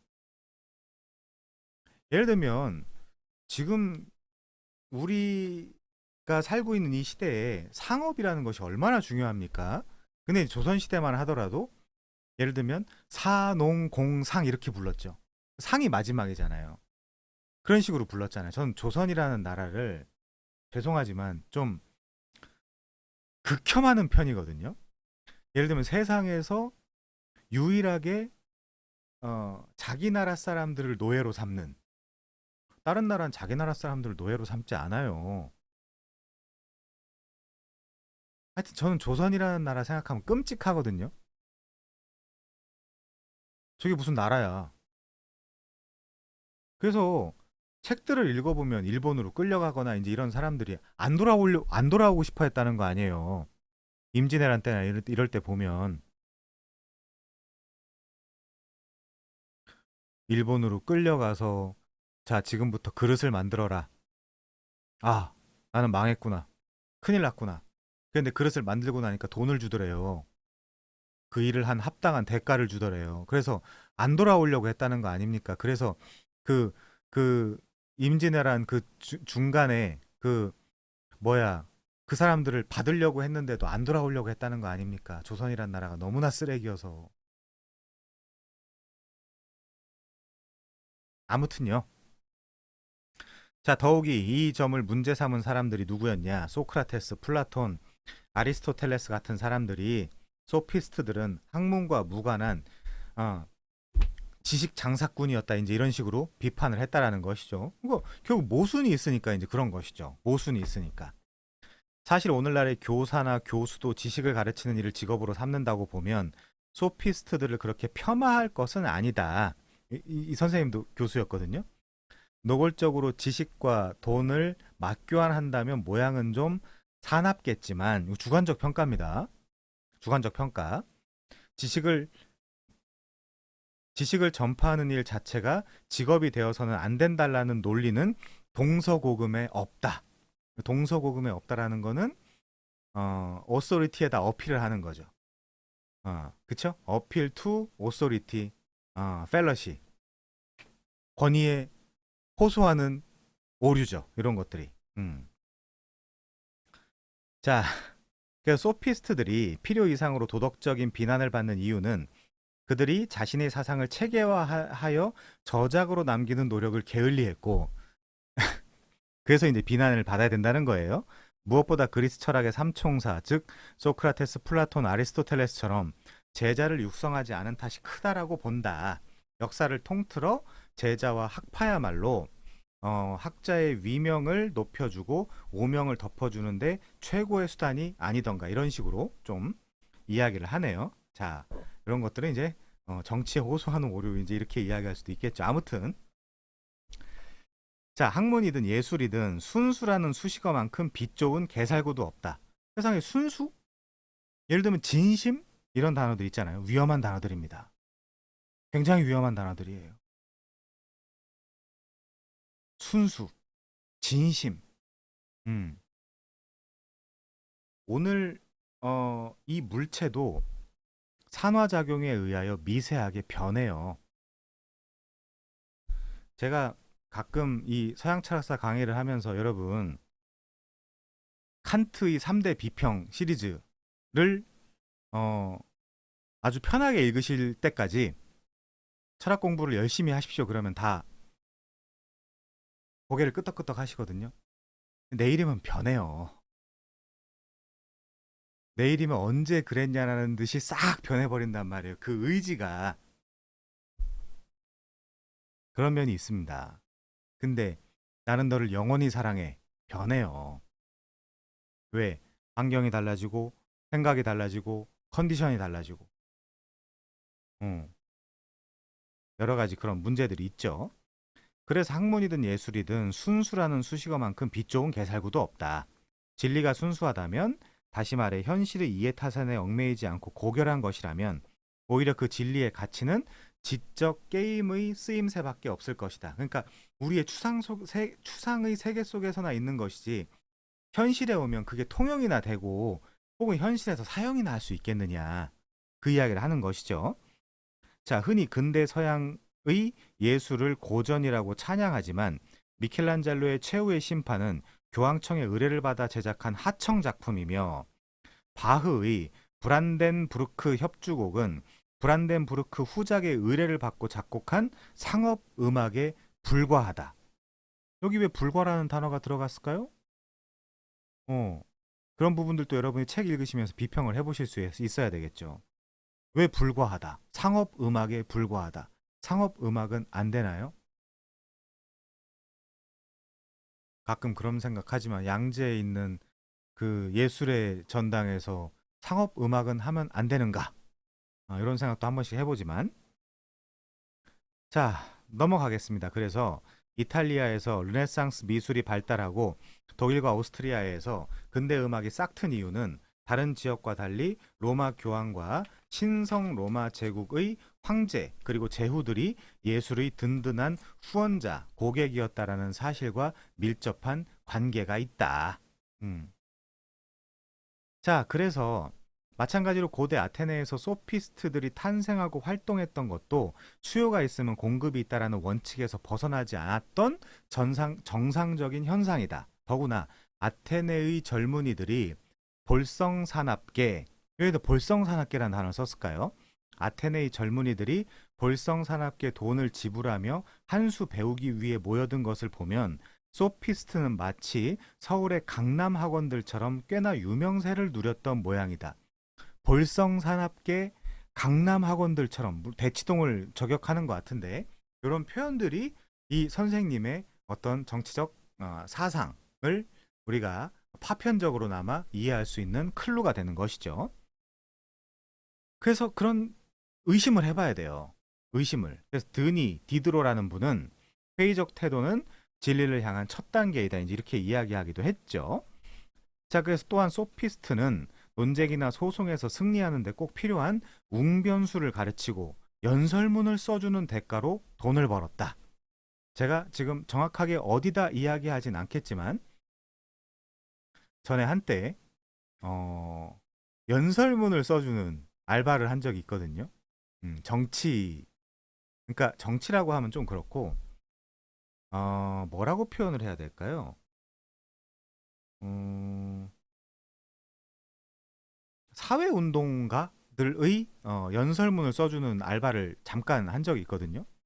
굉장히 삼고초려를 해가지고 좀 해달라 그래가지고 한번 써준 적이 있는데 그때 돈 받았습니다. 정당한 페이먼트를 받고 이제 일을 했어요. 그러니까 그런 것들도 지금 웅변수를 가르치고 연설문을 써주고 하는 대가로 돈을 벌었다. 알바를 했다. 이제 이런 것들을 어떤 면에서 좋게 보지 않는 것 같아요. 자, 지금으로 치면 유명 학원 강사 혹은 더 격상시키면 변호사인 셈이다. 그래서 그때 이 변호사, 로이어라는 직업이 여기서부터 출발하지 않았나라고 이제 사람들이 생각을 하는 것이죠. 여기도 이제 더 혹은 격상시키면이라는 표현, 그러니까 변호사가 학원 강사들보다 낫다는 거죠. 이분의 이제 세계에 있어서는, 그러니까 직업에 귀천이 있다라는 쪽으로 이제 흘러가고 있는 것이죠. 자, 정작 소피스트의 문제점은 학문을 상업화했다는 것보다 오늘날도 그렇듯이 법학 같은 응용 학문이 철학 같은 기초 학문보다 더 큰 세속적 인기를 끄는 사실을 적나라하게 보여준 데 있다. 이렇게 이야기를 하고 있네요. 자, 우리 세 사람 짧게 이해를 하고 마치겠습니다. 세 사람. 56페이지요. 파국이 빚은 철학의 새 출발. 세 사람이 누구냐? 첫 번째 프로타고라스입니다. 두 번째 고르기아스고요. 세 번째 트라시마코스 이제 이런 사람이 있는데 적어도 이 책에는 제가 아까 강의를 하기 위해서 쭉 훑어봤을 때 트라시마코스에 대한 이야기는 없는 것 같아요. 제가 이 책을 여러분들과 강의하게 된 배경도 제가 첫 시간에 말씀드렸다시피 한 목사님이 그 선물로 주셔가지고 이 책을 우리가 이제 나누고 있는 거거든요. 뭐 저희 이 서재에 굉장히 많은 서양 철학사 책들이 있지만 나중에 필요하시면 저한테 개인 톡을 보내시거나 하시면 제가 서양 철학사 개론에 대한 좋은 책들을 소개해 드리도록 하겠습니다. 자, 파국이 빚은 철학의 새 출발. 소피스트들은 철학사에서 홀대받은 또 다른 이유는 고상하고 철학적인 불변의 진리를 추구하지 않은 것에 있다. 자연 세계에서 아르케를 찾는다면 그럴 수밖에 없겠지만 자연 철학은 처음부터 진리가 불변이고 불멸이라는 전제에서 출발했다. 제가 첫 시간에 불변, 불멸 이런 표현들 많이 했잖아요. 그 얘기 많이 했으니까 이해하시면 좋을 것 같고요. 세상 만물이 모두 변해도 그 배후에는 결코 변하지 않는 만물의 근본이 있다는 게 초기 철학자들의 굳은 믿음이었다. 그게 아르케예요. 아르케. 자, 그래서 불변의 단일한 아르케를 찾으려는 노력은 종교의 유일신앙과 연결되는데 그런 점에서 그리스 철학은 그리스도교의 지적 토양이라고 볼 수 있다. 이렇게 이제 이야기를 합니다. 이분의 이해죠.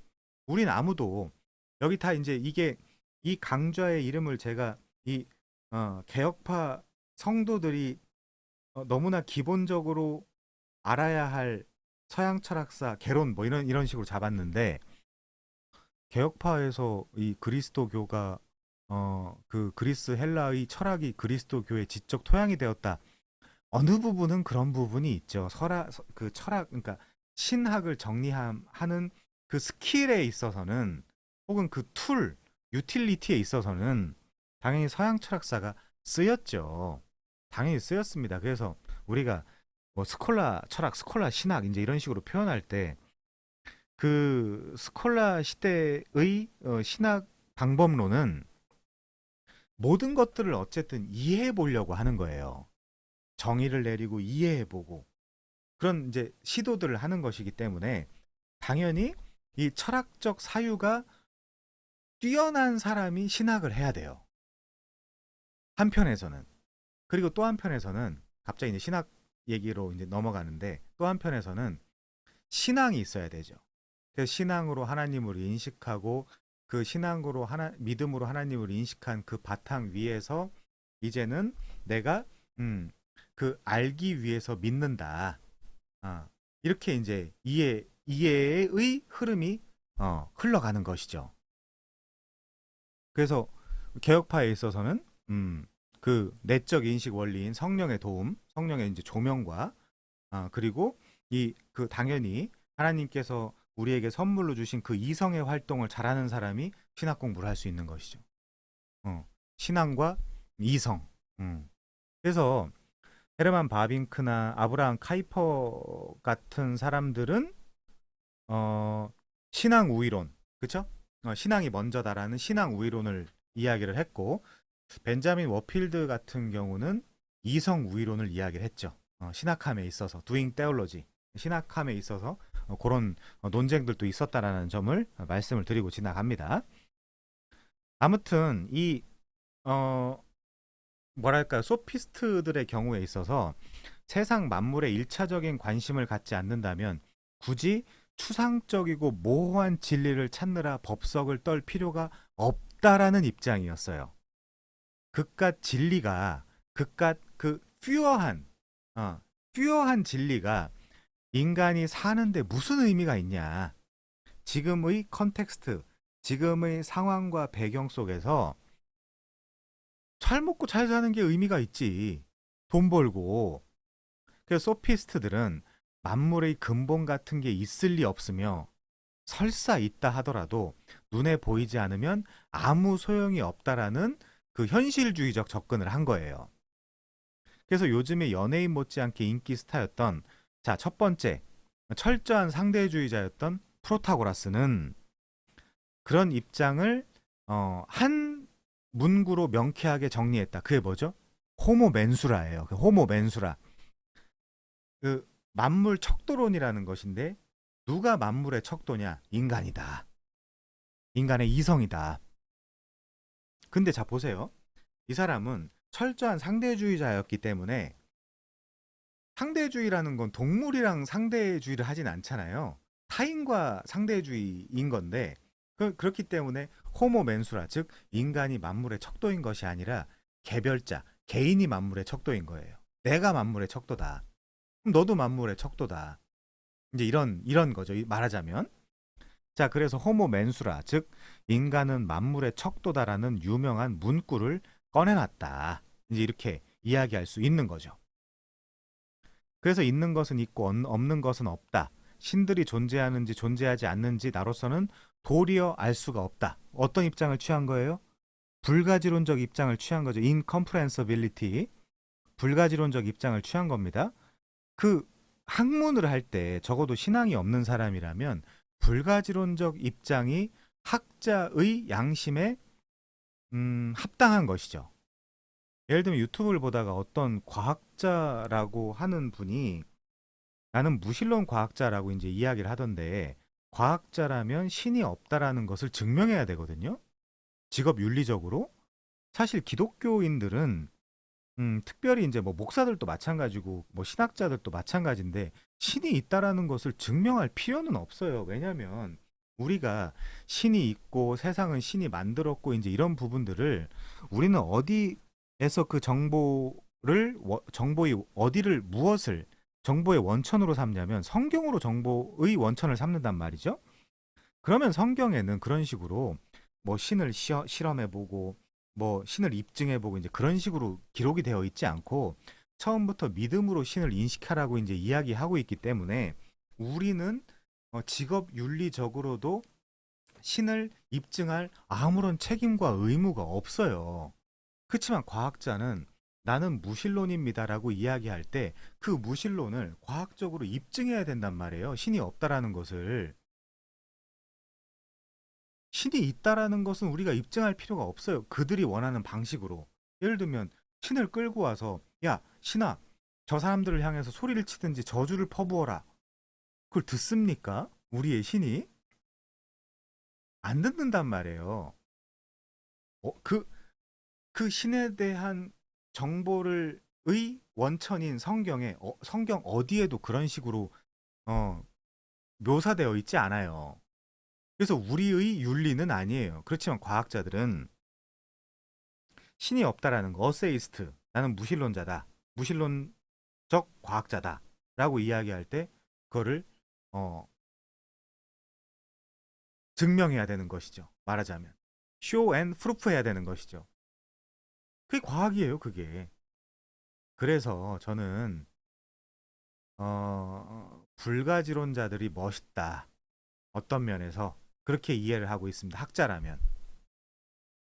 우리가 이제 그 다음 시간에 소크라테스를 배우겠습니다마는 소크라테스가 델포이 신전에 써 있는 말을 인용하면서 델포이 신전에 써 있던 그 문구를 인용하면서 뭐라고 했죠?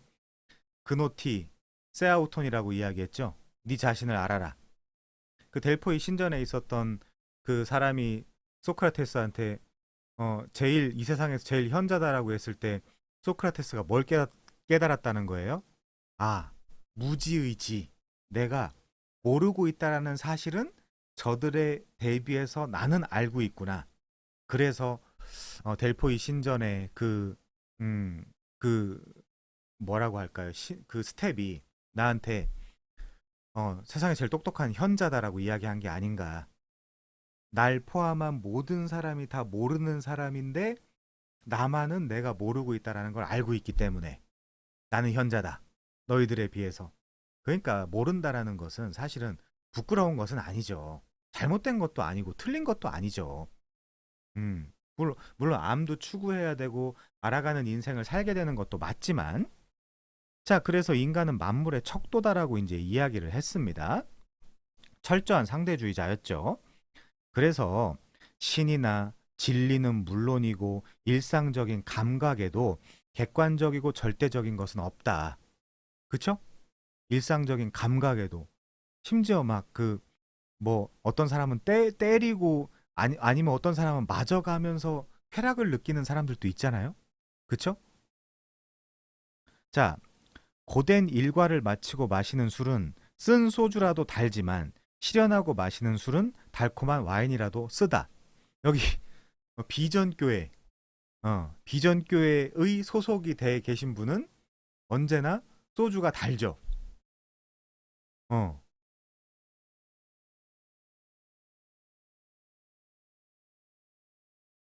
사람마다 다르고 때마다 다른 게 감각이요 경험이다. 그게 프로타고라스의 주장입니다. 사실은 이런데 뭐가 절대적이고 객관이라는 건가? 누구나 아는 만큼 보고 보는 만큼 아는 거 아닌가? 따라서 모든 것의 기준, 척도는 인간일 수밖에 없다. 예를 들면 저는 조 목사님이 키가 크다고 생각하지만 어떤 사람은 키가 크지 않다라고 생각할 수도 있겠죠. 그 키가 크다, 크지 않다라는 기준이 몇 센치입니까? 몇 센치부터입니까? 180? 190? 저는 조 목사님이 말랐다라고 생각하지만 조 목사님 개인은 그렇게 생각하지 않을 수도 있겠죠. 나는 뭐 배가 나왔다 이제 이렇게 생각할 수도 있겠죠. 내장 지방이 좀 어, 목사님이 못 보는 내장 지방이 나한테는 있다 이렇게 생각할 수도 있겠죠. 맛있다, 맛없다, 예쁘다, 추하다, 덥다, 춥다 이제 이런 것들. 여기 이제 계신 분 중에 어떤 분의 아버지는 덥거나 춥거나도 모르는 것들이 뭐가 더운지 뭐가 추운지 심지어 이제 그분 같은 경우는 그 중국집에 가서 그 가족들의 그 메뉴를 다 본인이 시키시면서 나 이거 먹고 싶은데라고 해도 아유, 뭐가 맛있는지 뭐가 맛없는지도 모르는 것들이 이런 식으로 이제 표현을 하신다고 그러죠. 그러니까 그런 분을 이렇게 놓고 보면 프로타고라스가 볼 때는 굉장히 놀라운 분이죠, 사실은. 음. 절대적인 상대주의 입장에서 아니, 맛있거나 맛없거나 덥거나 춥거나도 본인이 결정한다고? 이제 이런 문제가 이제 있는 것이죠. 자, 그래서 이렇듯 노골적이고 심지어 오만하게 보이는 극단적 상대주의는 프로타고라스를 지나서 고르기아스로 넘어가면서 뭐랑 또 결부가 되냐면요. 절대적 회의주의와 혹은 극단적 회의주의와 결합이 됩니다. 자, 극단적 회의론과 결합이 되는데 그래서 고르기아스는 이렇게 주장을 해요. 첫 번째, 아무것도 존재하지 않는다. 허상이다. 일루전이다. 어, 다, 다 그냥 가짜다. 자, 두 번째, 혹 뭔가가 존재한다 해도 벌써 첫 번째 문장을 자기가 깨고 들어가죠. 아무것도 존재하지 않는다. 혹 뭔가가 존재한다 해도 아무도 그것을 알 수 없다. 불가지론이죠. 세 번째, 누군가가 그것을 안다 해도 아무도 그것을 타인에게 전달할 수 없다. 하이데거는 언어는 존재의 집이라는 표현을 했었죠. 그래서 언어를 이제 굉장히 멋지게 이제 표현을 했는데 고르기아스의 경우에는 누군가가 어떤 부분들을 안다 하더라도 그것을 타인에게 전달하기는 불가능하다. 이제 이렇게 표현을 한 것입니다. 자, 이런 고르기아스의 주장은 어찌 보면 짜증나는 이야기다. 사고와 대화 자체를 거부하는 입장인데 그렇다면 철학이라는 것이 필요가 없게 된다. 실제로 바로 그런 이유에서 고르기아스는 철학을 버리고 수사학을 학문의 왕좌에 앉혔다. 수사학, 레토릭, 말빨, 처세술, 화술 이런 것들 있잖아요. 자, 그렇다면 철학의 파국일까? 일시적으로는 그렇겠지만 장기적으로는 그렇지 않다. 오히려 철학적 심통은 새로운 철학을 낳는 풍요로운 토양이 될 수도 있다. 나중에 보겠지만 18세기의 데이비드 휴문 어젯밤 책상 위에 올려놓은 연필을 아무도 건드리지 않았다라고 해도 그것이 오늘과 같은 연필인 것인지는 아무도 확신할 수 없다. 그걸 어떻게 아냐? 반화작용에 의해서 조금씩 바뀌어지고 우리 눈엔 안 보이지만 이 페인트가 조금씩 달라질 수도 있는 것이고 그리고 누가 가져가서 아주 그 각도나 이런 것까지 동일하게 갖다 놓을 수도 있는 것이고 그리고 사실은 이 흉에 의해서는 흉의 이 진짜 그 목적에 의해서는 어떻게 아냐 그거를 이렇게 이야기하면 더 이상 할 말이 없죠. 자, 그렇다면 고르기아스의 파괴적 사상은 어떤 철학을 낳을까요? 당연히 자연 철학의 문제의 틀은 기본적으로 존재론, 온톨로지였는데, 그쵸? 존재란 무엇인가? 왜 존재하는가? 그때 설명했잖아요. is nothing.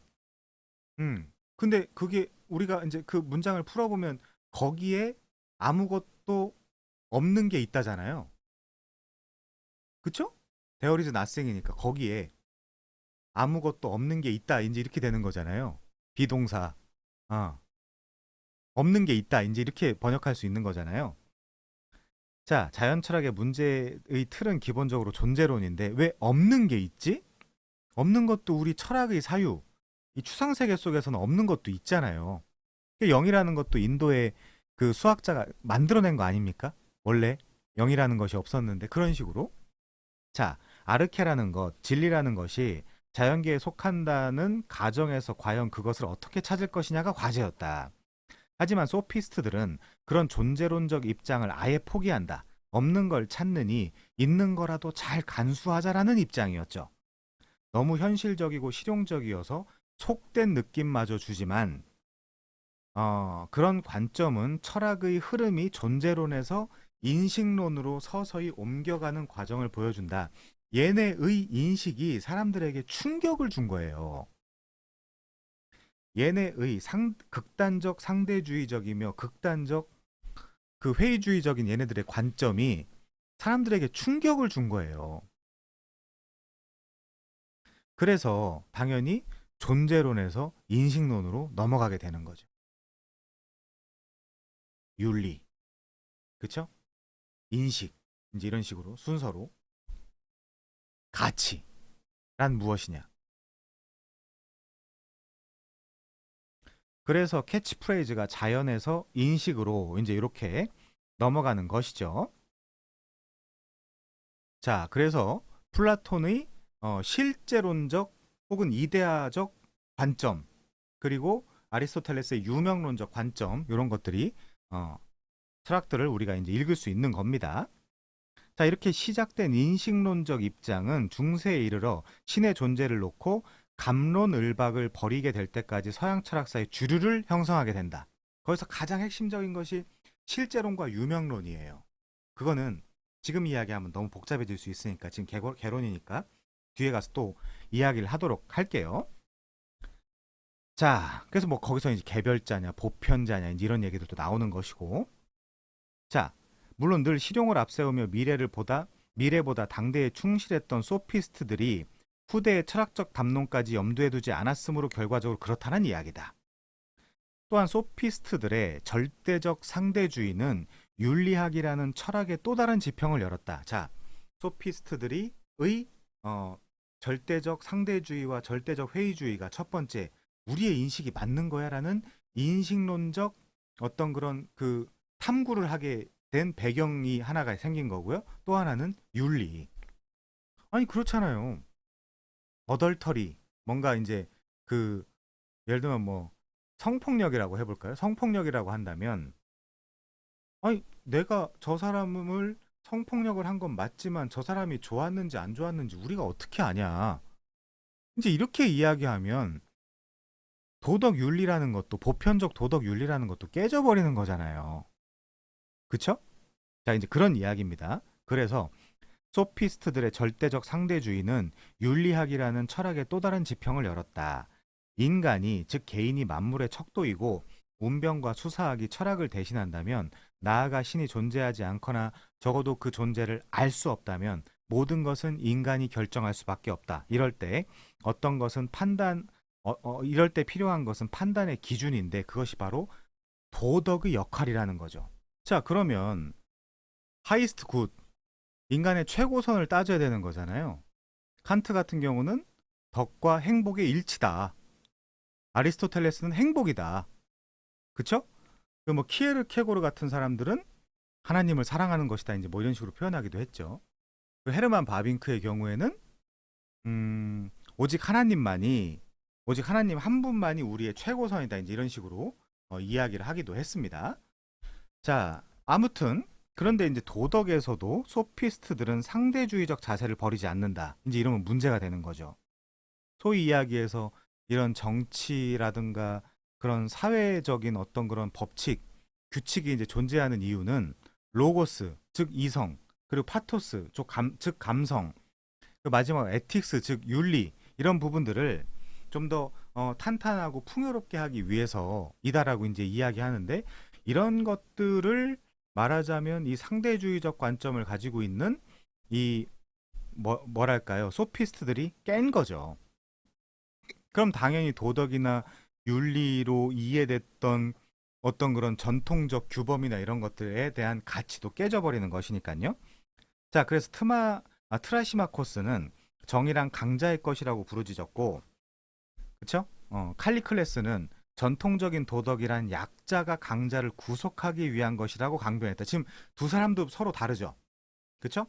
자, 트라시마코스는 정의는 강자의 것이라고 부르짖었고, 칼리클레스는 전통적인 도덕이란 약자가 강자를 구속하기 위한 것이라고 강변을 했으니까, 2년 뒤 니체가 주장한 강자의 도덕과 어찌 그리도 닮았을까? 그 훗날 재밌는 이야기를 하면서 좀 그 니체의 강자의 도덕에 대한 이야기를 좀 하겠습니다. 니체는 19세기의 자유주의 도덕을 바보와 노예의 도덕이라고 비난을 했다라는 거죠. 우리가 제 알고리즘에는 어떤 이유에서인지 자꾸 뜨는데, 그 예를 들면 그 유튜브 같은 데서 범고래가 그렇게 지능이 높다고 그러잖아요. 범고래가 이 물범이 그 얼음 위에 이렇게 있는데 그 물범을 어떻게든 떨어뜨려서 잡아먹고자 할 때 괴롭히는 것처럼 보인단 말이죠. 워낙 머리가 좋으니까 굉장히 이제 막 놀래키기도 하고 얼음을 조금씩 깨서 이제 얘를 잡아먹으려고 하는데 그 장면만 보면 어떤 기분이 드세요? 물범이 너무너무 불쌍하죠.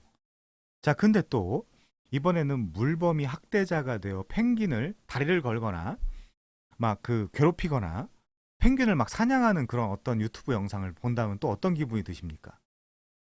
펭귄이 불쌍하죠. 그럼 물범은 뭐예요? 불쌍한 겁니까? 아니면 그 잔혹한 겁니까?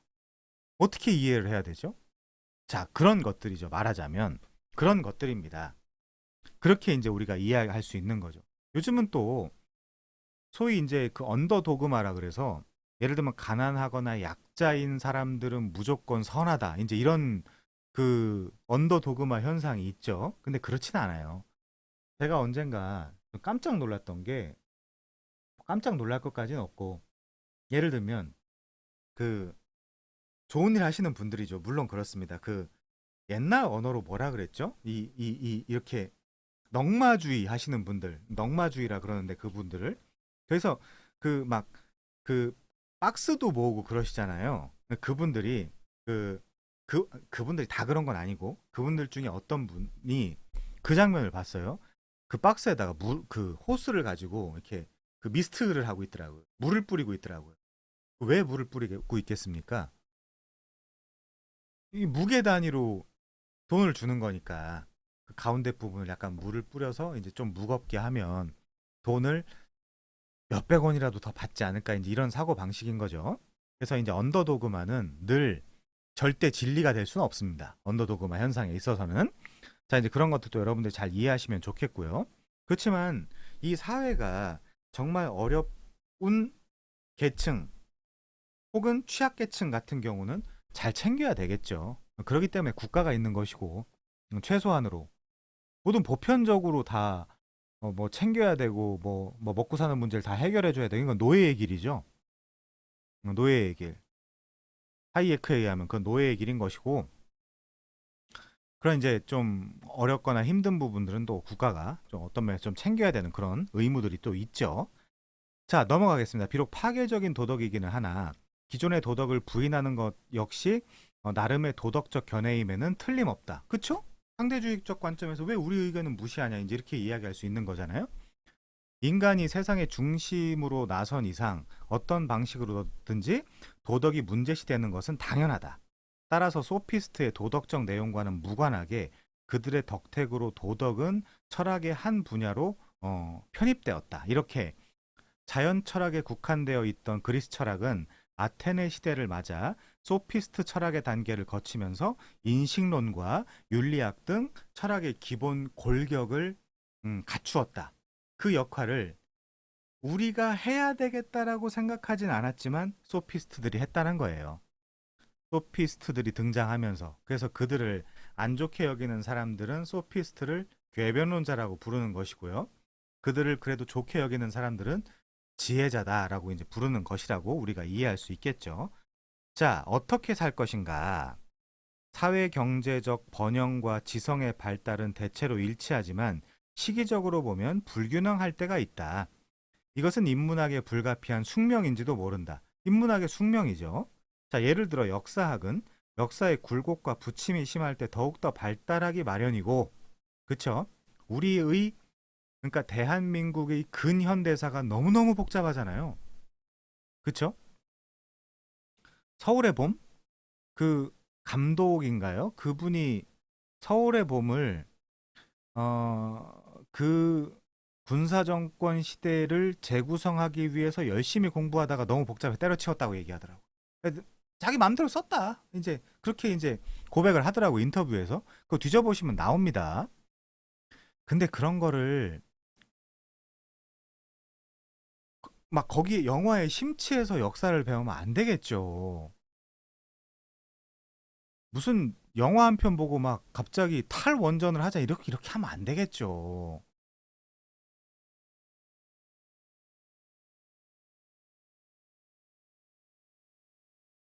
자, 사회과학은 사회적 모순과 문제가 복잡할 때 특히 후각이 예민해지는 법이다. 심지어 화가나 시인 같은 예술가도 전쟁이나 사회 격변이 일어나는 혼란기에 더욱 첨예한 문제의식을 작품에 담아내지 않던, 요즘 화가라고 안 하죠? 작가라고 총칭해서 부르죠? 왜냐면 AI가 더 그림을 잘 그리는데, 아니, 커맨드만 내리면, 그 영어 커맨드 조금만 알면, 요즘 뭐 한글로도 된다고 하는 사람들이 있긴 있습디다마는, 커맨드만 잘 내리는 그런 것들만 잘 습득하면 그림을 다 그려주잖아요, 금방. 근데 화가가 무슨 필요가 있습니까? 그래서 화가는 오히려 그 작품의 세계 속에 자신의 철학이나 세계를 투영하는 거. 그래서 가끔 미술관 같은 데 보면 그 겉멋들어서가 아니라 어? 차 한잔 하시면서 그 작품을 뚫어지게 계속 몇 시, 그 굉장히 오랜 시간에 걸쳐서 그 작품을 뚫어지게 감상하시는 분들이 계시잖아요. 그거 뭐 교양 있는 척 멋있는 척 하는 것이 아니라 그 그림에는 그 작가의 어떤 세계와 어떤 관점이 들어가 있는가를 파악하는 거죠. 그게 이제 미술에 담겨 있는 철학을 보는 눈이라고 이제 이야기할 수 있겠죠.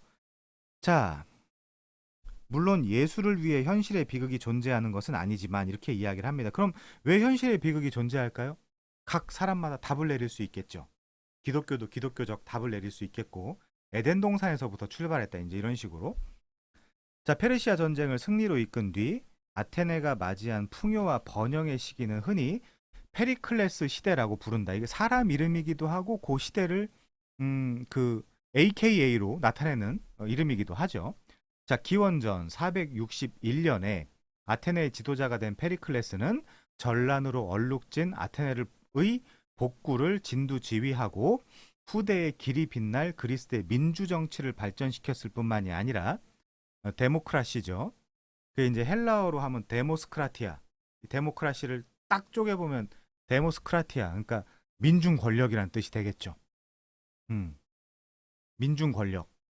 소크라테스나 이제 그 플라톤 같은 사람들이 너무너무 싫어했던 아니 어리석은 자들이 어떻게 권력을 잡을 수 있냐.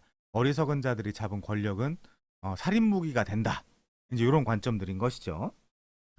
자, 또한 아낙사고라스나 제논과 두터운 친분을 쌓을 만큼 아테네의 지성계와도 호흡이 잘 맞았던 인물이다. 시대를 대변하기도 하고 사람 이름이기도 하고 고유 명사입니다.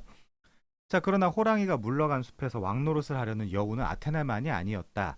승리의 도취감이 좀 가시자 스파르타가 다시금 랭킹 1위 자리를 노리고 아테네에 도전을 했다는 거죠.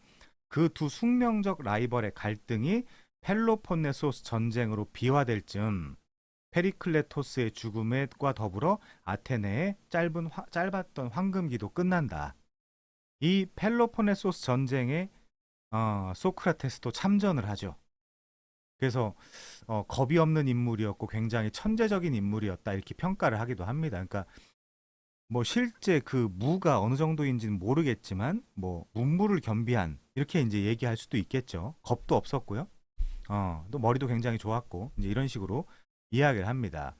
비화가 있죠. 스티브 잡스가 살아 생전에 소크라테스와 반나절만 만날 수 있는 찬스가 생긴다면 나는 이 애플사의 모든 것들을 다 넘겨버릴 수 있다. 이제 이런 식으로까지 이야기를 했죠. 그런 식으로 그 정도까지 소크라테스를 동경하고 만나고 싶었던 인물이기도 하죠. 물론